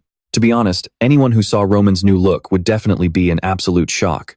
For one whole week, he had locked himself in the warehouse, training his body by purging every single impurity from within. This was to enter the mortal state. To cross into this state, his body first needed to undergo a thorough preparation. For someone striving to become the heavenly demon, this might not seem like a big deal back in the martial arts world of MURIM. But in this world, with its incredibly rich mana in nature, the amount of impurities clogging Roman's body was absolutely massive. Even just laying down the basic foundation for his body had triggered an incredibly dramatic transformation. His physical change was the ultimate proof that he was a completely different person now, but putting all of this into words for Romero was going to be pretty tough. So, Roman glossed over the details, telling his father that he couldn't quite remember the specifics of his training. However, he believed that energy had finally started circulating throughout his body. Hearing this, Romero gasped in utter disbelief. Mana circulation was a phenomenon where natural energy flowed through the body to boost physical capabilities, something only a select few could ever achieve. And yet, Roman, the guy who was always mocked as the fool of the Dimitri family, had actually pulled it off. His rapid progress was starting to go way beyond Romero's comprehension, making him feel a bit suspicious. But even so, nothing could change the fact that Roman was his own son. In the end, he chose to keep trusting and supporting him. Never forget who you are. Your name is Roman Dimitri, and I am Romero Dimitri, your father. I will make sure you have absolutely everything you need. They were simple words, but they struck a deep chord with Roman. In his past life, his father had been a cold, tyrannical man, yet here was Romero, fiercely protecting and supporting him unconditionally. Honestly, this feeling wasn't bad at all. Once their talk was over, Roman stepped out of the study. To his surprise, Flora was still waiting outside. She looked incredibly hesitant, but the young lady of the Lawrence family wasn't there to beg him to reconsider the marriage. She simply wanted to offer a long overdue apology for judging him too quickly and causing so much trouble for both of their families. From start to finish, Roman felt absolutely nothing for this beautiful young lady. He had no intention of going through with the marriage anyway, so he didn't care about her apology. But Flora kept following him, eager to explain why she had unilaterally demanded to call off the engagement. During a social gathering hosted by the noble families of the Northeast, Flora had overheard rumors about her upcoming engagement to a member of the Dimitri family. It wouldn't have been a big deal, but the rumors spread like wildfire and took a nasty turn. She could have accepted marrying a useless playboy. But the deal breaker was that the rumors claimed young Master Roman was hopelessly addicted to illegal drugs. Flora felt she could never spend the rest of her life with a person like that. As she spilled her guts, Roman's expression remained completely cold and detached. Whatever her reasons were, they didn't change a single thing about where they stood now. With that, Roman walked away, but Flora's words actually lingered in his mind. Drugs were toxic substances that completely destroyed both a person's body and mind. The original Roman Dimitri had a body that was as weak as paper. It made perfect sense if he really had been a junkie. Yet, ever since he transmigrated into this body, Roman hadn't felt any trace of drugs in his system. While there were clear signs the original owner had taken pills to end his own life, those toxins had been completely purged during his 1-week training. Realizing that overthinking it wouldn't get him anywhere, Roman decided to go straight to Hans for answers. Hans, have you ever seen me use drugs? Or has there ever been a time you suspected I was using them? Hearing this, Hans flinched, completely caught off guard by his young master's sudden question. Roman made it clear he wasn't joking. Obviously, He couldn't just blurt out that he was a transmigrator trying to dig into the past of the body's previous owner. So, Roman made up an excuse, saying he wanted an outsider's objective perspective on his past behavior. Hans had no idea why the young master had suddenly done a complete 180. But thinking back, although he had never caught him in the act, there was a time when Roman's behavior did seem incredibly strange. It all started about 1 month ago, right after Roman returned from a social gathering. His state of mind was bizarre back then, looking extremely guilty and utterly terrified. For days afterward, Roman seemed to lose all will to live, locking himself in his room. Every single night, he demanded Hans bring him massive amounts of alcohol. This was what had made Hans seriously suspect that the young master was on drugs. Roman listened intently to every word. Combined with what Flora had just told him, he was growing highly suspicious. "Hans, do you know who hosted that gathering?" It was the eldest son of the Barco family, young master. His name is Anthony Barco. Now, things were getting incredibly suspicious. The original Roman was arranged to be married to Flora Lawrence, but after attending a social gathering hosted by the Barco family, his mental state suddenly spiraled, and he ultimately chose to end his own life. The mystery of why Roman took his own life kept gnawing at Baek Jung-hyuk's mind. In the suicide note he left behind, the only thing mentioned was his paralyzing fear of the battlefield, but at the time, he was already betrothed to Flora. And in reality, there were plenty of ways for married nobles to dodge the draft. Did Roman really choose to end his life just out of fear of war? It simply didn't make any sense. "Hans, were Anthony Barco and I really close friends?" Roman asked, probing for information. Hans shook his head. They were never close. But ever since Roman got engaged to Flora, Anthony seemed to show an unusual amount of interest in him. It made sense. The political marriage between the Dimitri and Lawrence families was a massive roadblock for the Barco family, who desperately wanted to seize control of the Lawrence territory. And the easiest way to solve that problem was to tear down this engagement.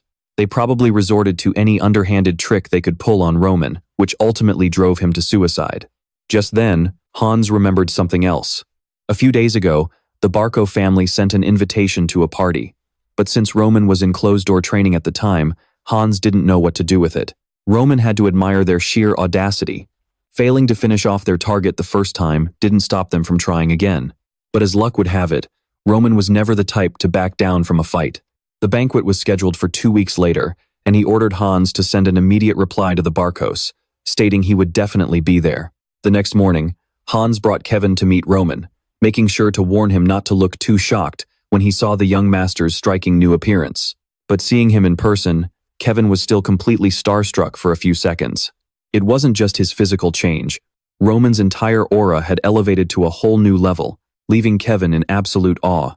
"How have you been lately?" Seeing Kevin arrive, Roman paused his sword practice and spoke first. Kevin quickly replied, "Ah, yes, young master, I've gotten completely used to everything here." As he spoke, Kevin looked visibly tense.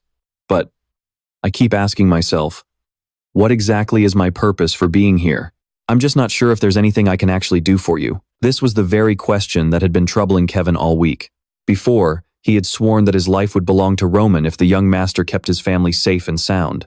But once he stepped foot into the Dimitri mansion, Kevin began to doubt if a commoner like him had anything of value to offer. Coincidentally, that was exactly why Roman had summoned Kevin today. This was the day he would decide how Kevin could be useful to him. However, he didn't want to force a path on him. Instead, Roman gave Kevin 2 choices. First, if you're afraid of holding a sword and spilling blood, you don't have to become my weapon on the battlefield. Instead, you can follow Hans and learn how to be a perfect servant, spending your days working inside the estate. Second, you can become my sword and protect me. This seemed like a monumental task, especially since Kevin had never even touched a real sword before. What's more, if he chose this path, Roman would have to test his resolve using brutal, torturous methods. The first is the limb-crushing method. Just like the name suggests, it inflicts excruciating pain, feeling as if your bones and muscles are being ground to dust. If he could endure that agony, Kevin would prove he had the worth and resolve to stand by Roman's side. The second method is to take my sword and sever your own limbs. By pushing himself to the absolute limit of self-inflicted pain, his latent power would be unlocked. He would achieve unmatched strength and speed that no one could ever catch up to. In his past life, the mad demon had risen from a mere street beggar to one of the 4 heavenly kings through sheer willpower alone. And now, Roman wanted to use that exact same trial to test Kevin, who reminded him so much of the mad demon. "No matter what you choose, I will find a way to make use of you. How I use you is entirely up to you," Roman's voice echoed, but Kevin's ears were ringing. Standing before the most dangerous and critical crossroad of his life, a flood of childhood memories rushed back to him. Kevin was born in a dilapidated shack near Castle Dimitri, a place that looked like it could collapse at any second. As a young boy, he had to work alongside his father, doing whatever it took just to survive. Because of this, Kevin grew up learning how to handle almost any odd job. Yet, his life remained a dead end. He struggled constantly, suffering under the relentless bullying of the strong. Like the ruthless Blood Fang gang. Long ago, Kevin had accepted that this was simply the brutal reality of being weak, and that was why he would never let himself forget that fateful day. The day young Master Roman Dimitri used nothing but a dry tree branch to utterly crush the entire Blood Fang gang in the street. That jaw-dropping power had completely captivated Kevin's heart. Trembling, he reached down and picked up the sword from the ground. Do it. Kevin didn't understand how cutting off his own limbs would help, but if it could make him stronger, drag him out of his miserable life, and give him power like Roman's, he was ready to do it. The gleaming blade in his hand made Kevin incredibly nervous, and saying he wasn't terrified would be a flat-out lie. Taking a deep breath, he summoned every ounce of courage he'd ever have in his life and raised the sword. "I'll do it." Meanwhile, somewhere else, someone was pacing back and forth anxiously. It was Chris. He had chosen to leave the night order to follow the young master, but Roman had responded by vanishing for weeks, leaving Chris extremely impatient. Today, finally catching Hans, Chris eagerly asked where the young master was, only to find out Roman was in a private meeting with Kevin and had strictly ordered that no one be allowed inside. Chris was in a terrible mood, feeling like a favored concubine who'd suddenly been cast aside. Who on earth was this Kevin guy anyway? Just then, a blood-curdling scream from Kevin echoed from the training grounds. Blood splattered across the blade as he collapsed to the ground. That night, Hans panicked upon seeing the blood-stained sword. "Young master, when did you get hurt?" "That's nothing to worry about. I'm fine, because that isn't my blood." It was the first time Hans had ever seen such a satisfied smile on his young master's face. Of course, Roman didn't have some divine power to regrow limbs, so he was never actually going to let Kevin cut his own hand off. Right at the very moment Kevin was about to slash his own wrist, Roman cast a demonic illusion spell to trap him in a trance. Inside the illusion, everything felt completely real, even the excruciating pain, but in reality, nothing actually happened. Roman had witnessed Kevin's absolute resolve with his own eyes. The boy had swung the sword and made contact with his wrist right before the illusion took over. If Roman's spell had been just a split second slower or a fraction weaker, Kevin would have actually sliced his own hand off. But through this extreme test, Kevin had proven his worth. Roman now held two highly valuable cards, Kevin and Chris. With only 2 weeks left until the banquet and 6 months until the outbreak of war, he had to make the most of this time and teach them as much as possible. The next day, once Kevin had recovered his senses, Roman began teaching him the demonic spirit art. This wasn't some ordinary technique, it was the secret art once used by the mad demon. Though incredibly powerful, it was extremely dangerous, as it could corrode the user's soul. Anyone who mastered the demonic spirit art could unleash mind-blowing power while enduring excruciating pain. And even if their limbs were chopped off, their will must never waver. That was exactly why Roman put Kevin through such a brutal test the day before. In his past life, the mad demon had been Roman's right-hand man. He had mastered this technique while enduring that very same agony. Now, Roman had found someone just like him, this young boy, Kevin. But before teaching him the demonic spirit art, Roman had to give him a stern warning. As this technique grows stronger, the pain you endure will only get more intense. Of course, Roman had his own reasons for teaching Kevin this specific art. It was the fastest way to train a novice who didn't even know the absolute basics of mana. If Kevin could master the demonic spirit art, he would be more than capable of protecting everything dear to him. Hearing this, Kevin's eyes lit up. To him, Roman was like a god who had descended to earth. Not only did Roman save him from brutal beatings, wipe out the Blood Fangs, and protect his family, but now he was even teaching him this incredible art. Kevin's gratitude was beyond words, but it also came with a massive doubt. "Young master, why do you trust me so much? I swore to dedicate my life to you, but I haven't actually proven anything yet. I could easily run away after learning this technique." It was a completely reasonable question for Kevin to ask, but Roman didn't answer. Instead, He simply told him to rest for another day before they officially began training. Looking back, the mad demon had asked him the exact same question in his past life, and he hadn't answered then either. Roman knew for a fact that Kevin would never betray him, because just like the mad demon back then, once they grew stronger, they would realize that betraying the heavenly demon carried a price far too devastating to pay. The next morning, their very first lesson began. Strangely enough, Roman didn't teach Kevin anything advanced. Instead, he started him on the absolute basics of swordsmanship. This rather annoyed Chris. He had no idea where this random kid had come from, completely hogging his young master's attention. It left Roman with zero eyes for him, let alone teaching him anything new. Chris had followed Roman because he wanted to get strong fast, but with Roman treating him like thin air, he was starting to lose his patience. Man, swinging a sword by Master's side is way better. Should I just swallow my pride and beg him to take me back? Chris stretched lazily, but remembering what Roman had told him before, he decided it was probably best to be patient and wait a little longer. And so, Chris swallowed his frustration and returned the next day to watch Roman train Kevin. Then he came back the day after that, and the day after that, and for many days to follow. Days passed, and Roman still hadn't made a single move to train Chris. Finally, the guy just snapped. "Young Master Roman, it's been 2 weeks since I decided to follow you. The first week was completely wasted because you were shut away in training, and then you brushed me aside just to train this brat. If you're doing this because I was rude to you in the beginning, then I sincerely apologize. So please, teach me too. I'm confident I can master anything you throw at me." Chris let out all his frustration like a machine gun, but Roman didn't look bothered at all. "Didn't I already tell you? Just watch and learn from me." Hearing this, Chris's jaw dropped in disbelief.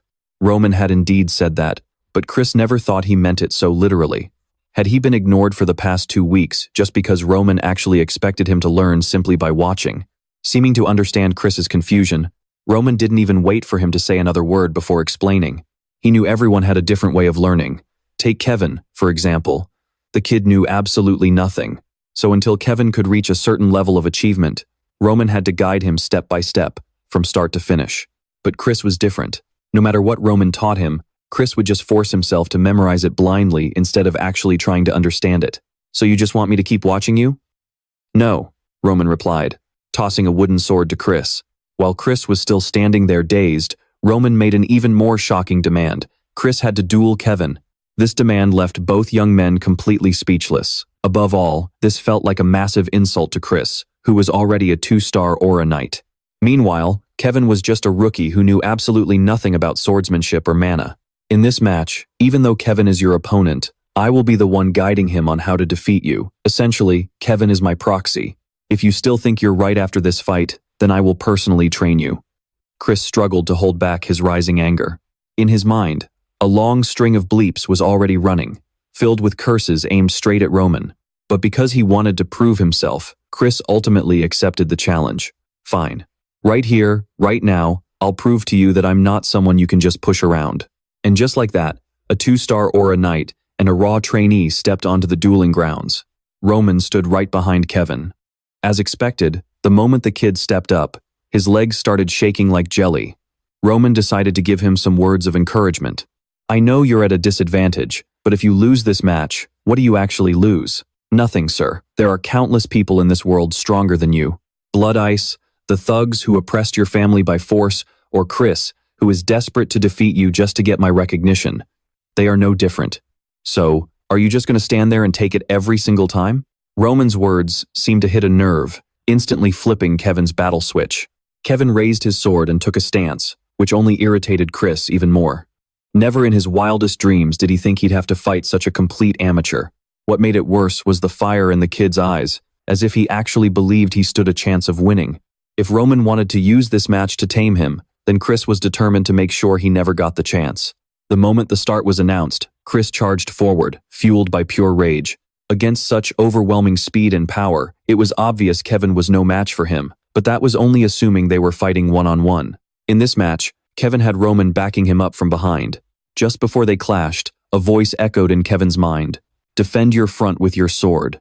Chris is going to launch a surprise attack." There was no mistaking it, it was Roman's voice. He was guiding Kevin's every move in real time. With this guidance, Kevin successfully blocked Chris's first strike. Roman continued instructing him to take a step to the side and aim for Chris's chest just as his opponent was about to kick. Roman predicted the move perfectly, but Kevin's body just couldn't keep up. In the end, he took the hit from Chris and fell flat on his back. Roman commanded him to get back up and keep fighting. Meanwhile, Roman continued to quietly guide him using telepathy. Roll to the right, quickly. Without thinking, Kevin immediately did as he was told. That quick roll to the right allowed him to dodge Chris's follow-up strike. Chris looked visibly stunned to see Kevin actually evade it, spin around and aim straight for his left chest. Kevin obediently followed the instruction. Combining Roman's guidance with the fundamentals he had drilled over the past week, Kevin's counterattack actually made Chris hesitate, but still, Chris was a seasoned fighter with far more combat experience. So the moment Kevin counterattacked, he ended up taking another heavy kick to the chest. He clutched his chest, struggling to bear the pain. Chris had indeed left an opening earlier, but unfortunately, Kevin's sword swing was just too slow, leaving him open to a counterattack. Block from above, Roman's voice echoed in his head once more. Kevin reflexively raised his sword to block. Under his opponent's immense pressure, Roman continued to guide him, dodge to the right to escape. But before Kevin could even react, he took a brutal knee straight to the face. Blood gushed from his nose, and the blinding pain left him completely dazed. As for Chris, he was also starting to lose his breath. Chris had absolutely no idea that Roman was using mana transmission to guide his opponent, so Kevin's relentless resistance took him completely by surprise. Watching closely from the sidelines, Roman knew Kevin was still no match for Chris. His untrained body simply couldn't keep up with the split-second instructions. Meanwhile, Chris was reacting with lightning speed. Still, Roman couldn't help but find the whole situation incredibly amusing. Back on the field, Kevin struggled to his feet once again. Despite the agonizing pain, he felt a rush of pure excitement, knowing that young Master Roman was the one pulling the strings.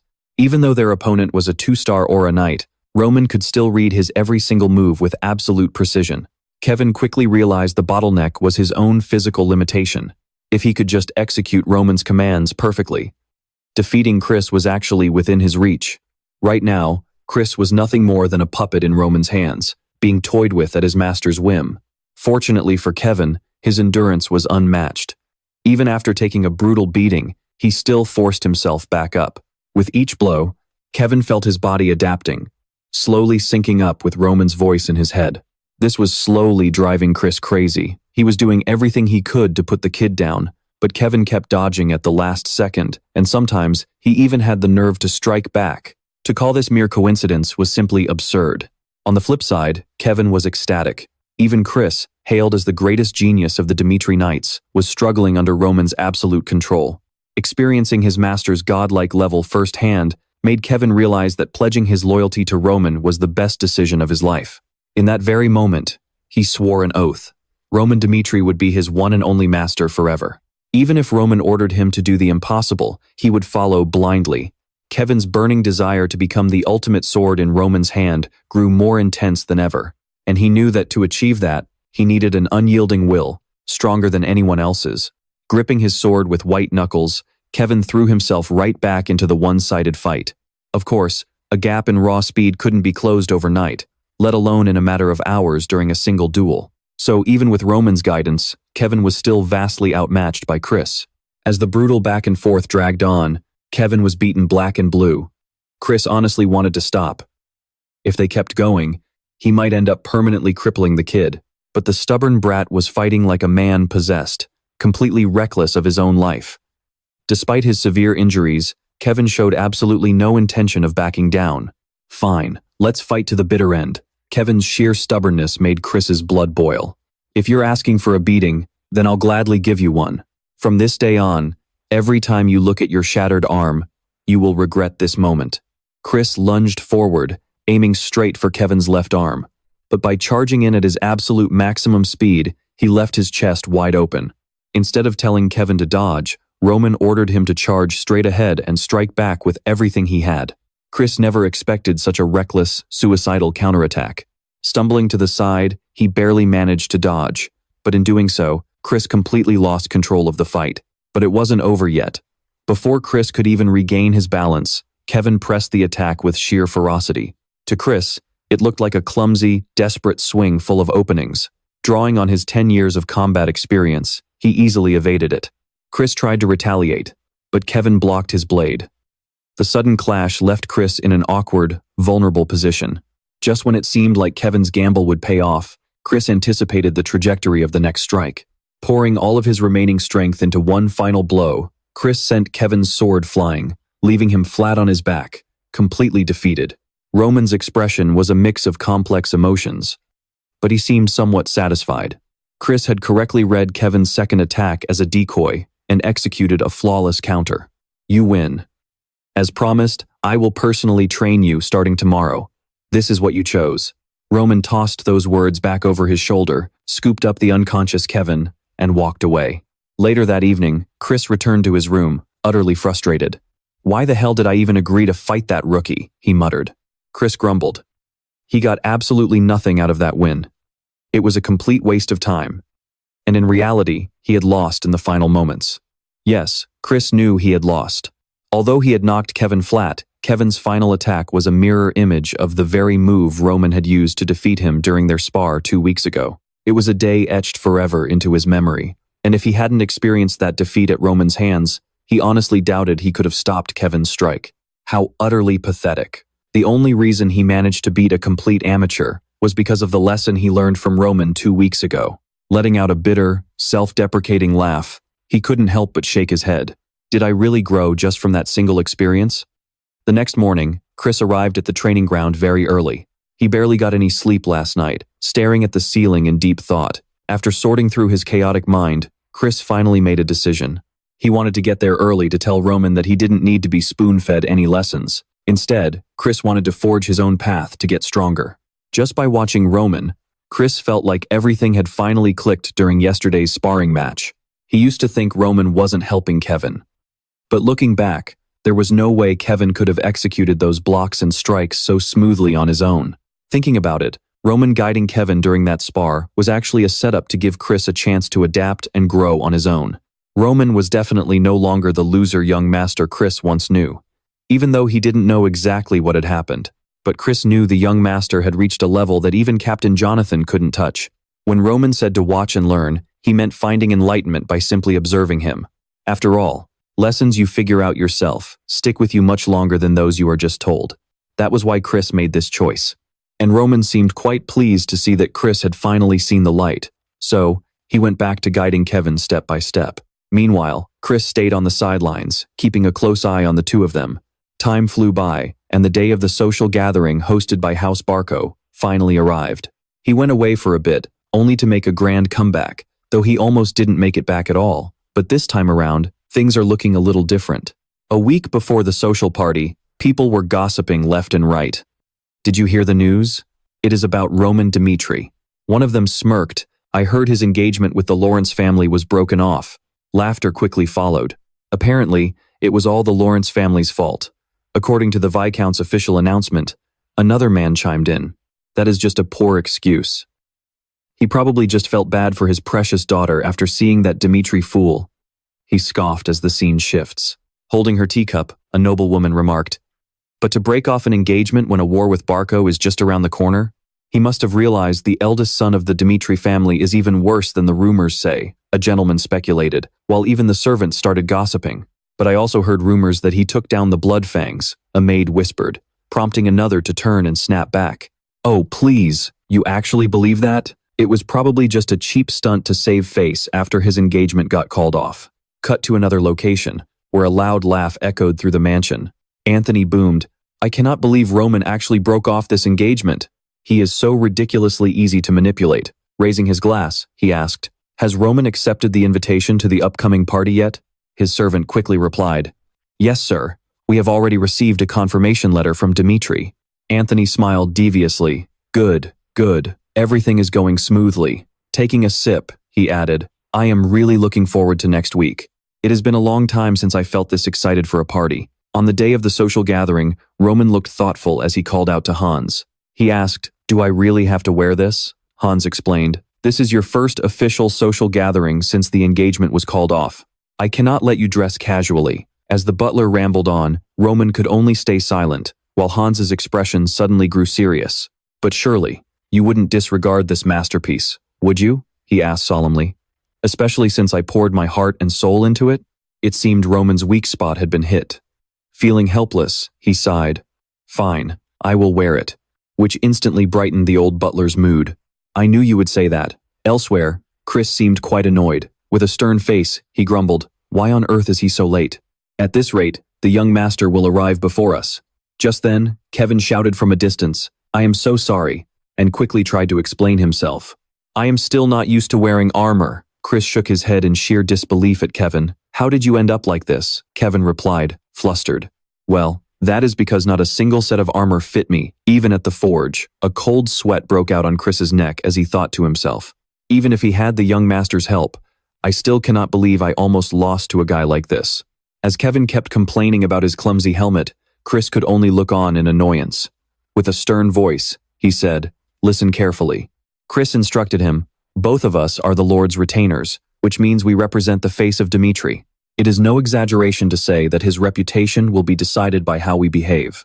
You must not act rashly. Be extremely careful with your words. Kevin quickly complied. Understood. I will keep that in mind, Sir Knight, Kevin replied, which secretly brought a small smile to Chris's face. All right, just ask me if there is anything you don't know. Kevin's eyes lit up. Thank you, Sir Knight, Chris quickly snapped in annoyance. Your helmet is crooked again, causing Kevin to let out a sudden yelp.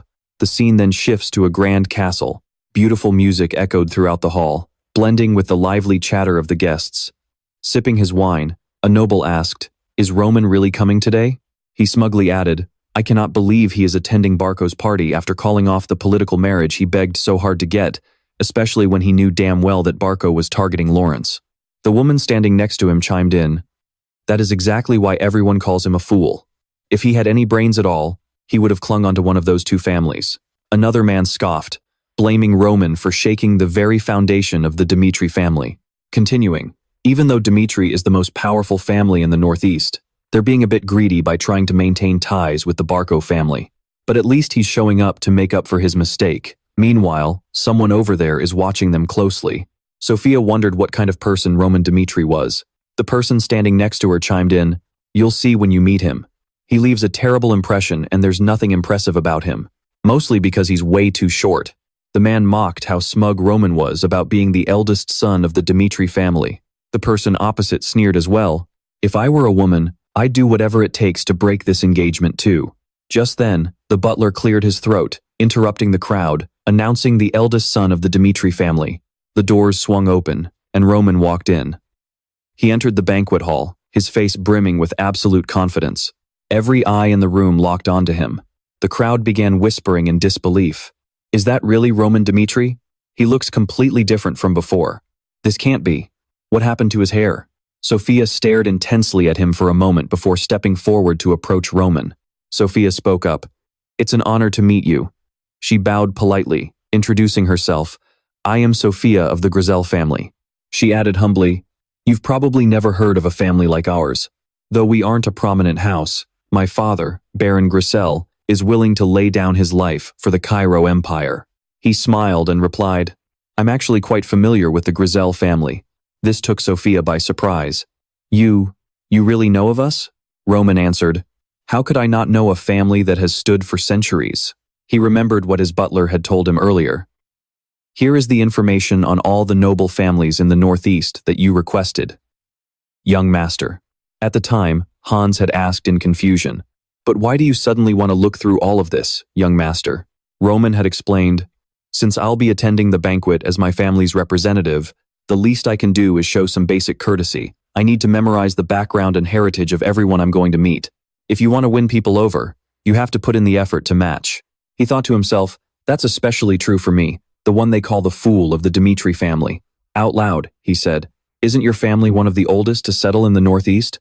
The Grizel family's timber is famous for being the highest quality in the entire Cairo Empire. And I heard your older brother successfully managed to sense mana.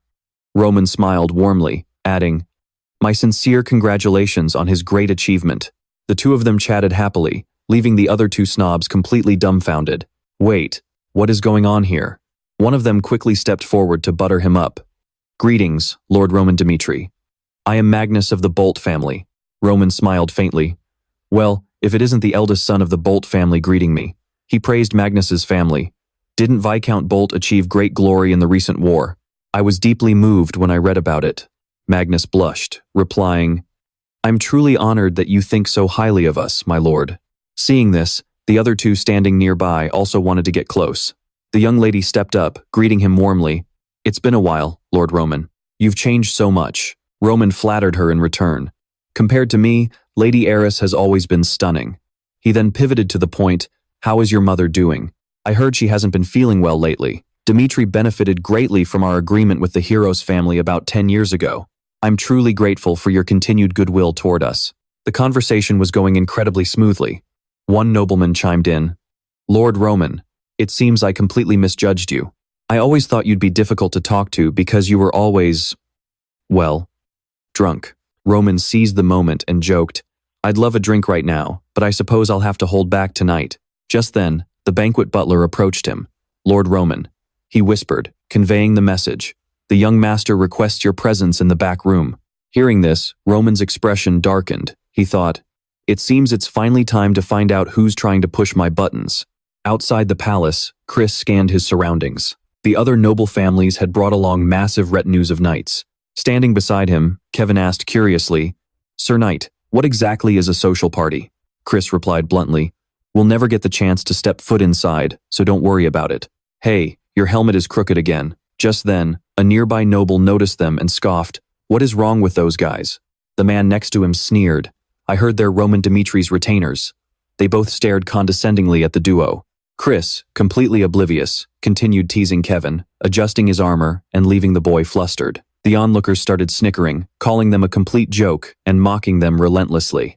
I heard rumors that Roman Dimitri is just a discarded eldest son, but I never expected him to bring along a kid who can't even hold a sword straight as his retainer. Chris calmly muttered to Kevin, just ignore them. Hearing this, the mockers got even bolder. Well, what did you expect anyway? Dimitri's standards are only this pathetic. Hearing those words, Kevin could no longer hold back his anger.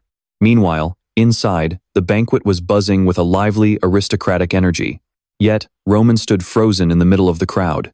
His gaze was locked blankly ahead.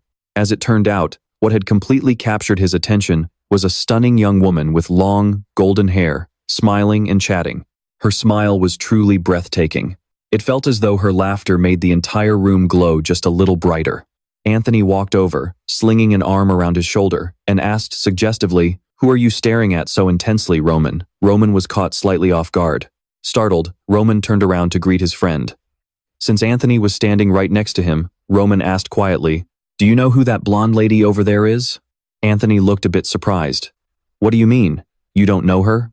That is Lady Flora. Yes, it was that very blonde girl with the bright smile who had made his young, naive heart flutter. That lady was Flora. Roman etched the name Flora Lawrence deep into his mind. His face flushed red as his heart beat wildly in his chest. But that was the Roman Dimitri of many years ago. Today, Baek Jung-hyuk, now inside Roman's body, was a completely different person. As the door quietly opened, Roman, with his striking platinum hair and dressed in noble attire, stepped inside, only to immediately hear his friend calling out to him. Over here, Roman. Anthony was sitting in a chair, looking exactly the same as always.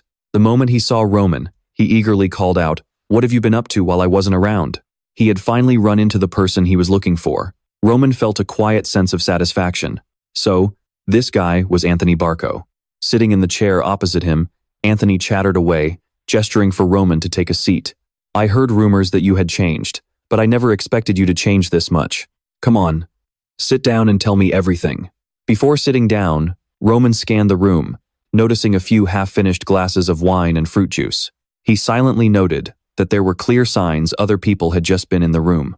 An empty wine bottle rolling around under the table only confirmed his suspicion that they had left in a hurry. He figured the real reason Anthony had dismissed everyone before his arrival was because he had a secret to share. Smiling to himself, Roman thought that if that was the case, he should put Anthony at ease. He then replied casually, I'm not really sure myself. He sat down, casually resting his arm on the back of the chair as he chatted with Anthony. I spent a fortune trying to change myself, and now, I seem to keep changing every day without even trying. A subtle, smug smirk played on Roman's handsome face as he spoke. But I'm really glad to see you again. Anthony didn't say a word, his emerald green eyes flashing with a strange, unreadable look. but he quickly put his playful mask back on, swiftly pouring a glass of wine while continuing to chatter away. I guess I can't really look at it in a positive light. To be honest, I have no idea what you were thinking back then. Taking the glass of wine, Roman echoed his words. Back then? Anthony let out a soft chuckle as he brought up a rather unpleasant memory. You know, back when you were forced to choose between a political marriage with the Lawrence family and our friendship, and you got caught sleeping with my cousin in the warehouse. The smug way Anthony brought it up made Roman feel slightly uneasy. While Roman remained silent, Anthony continued his story, making no attempt to hide his contempt. Of course, secrets are kept quiet at these social gatherings, but I never expected you to go that far right before your own wedding. Anthony smiled mockingly and asked, So, will you accept this invitation as confirmation that you agree to my proposal? If you do, I'll keep this little secret of yours safe.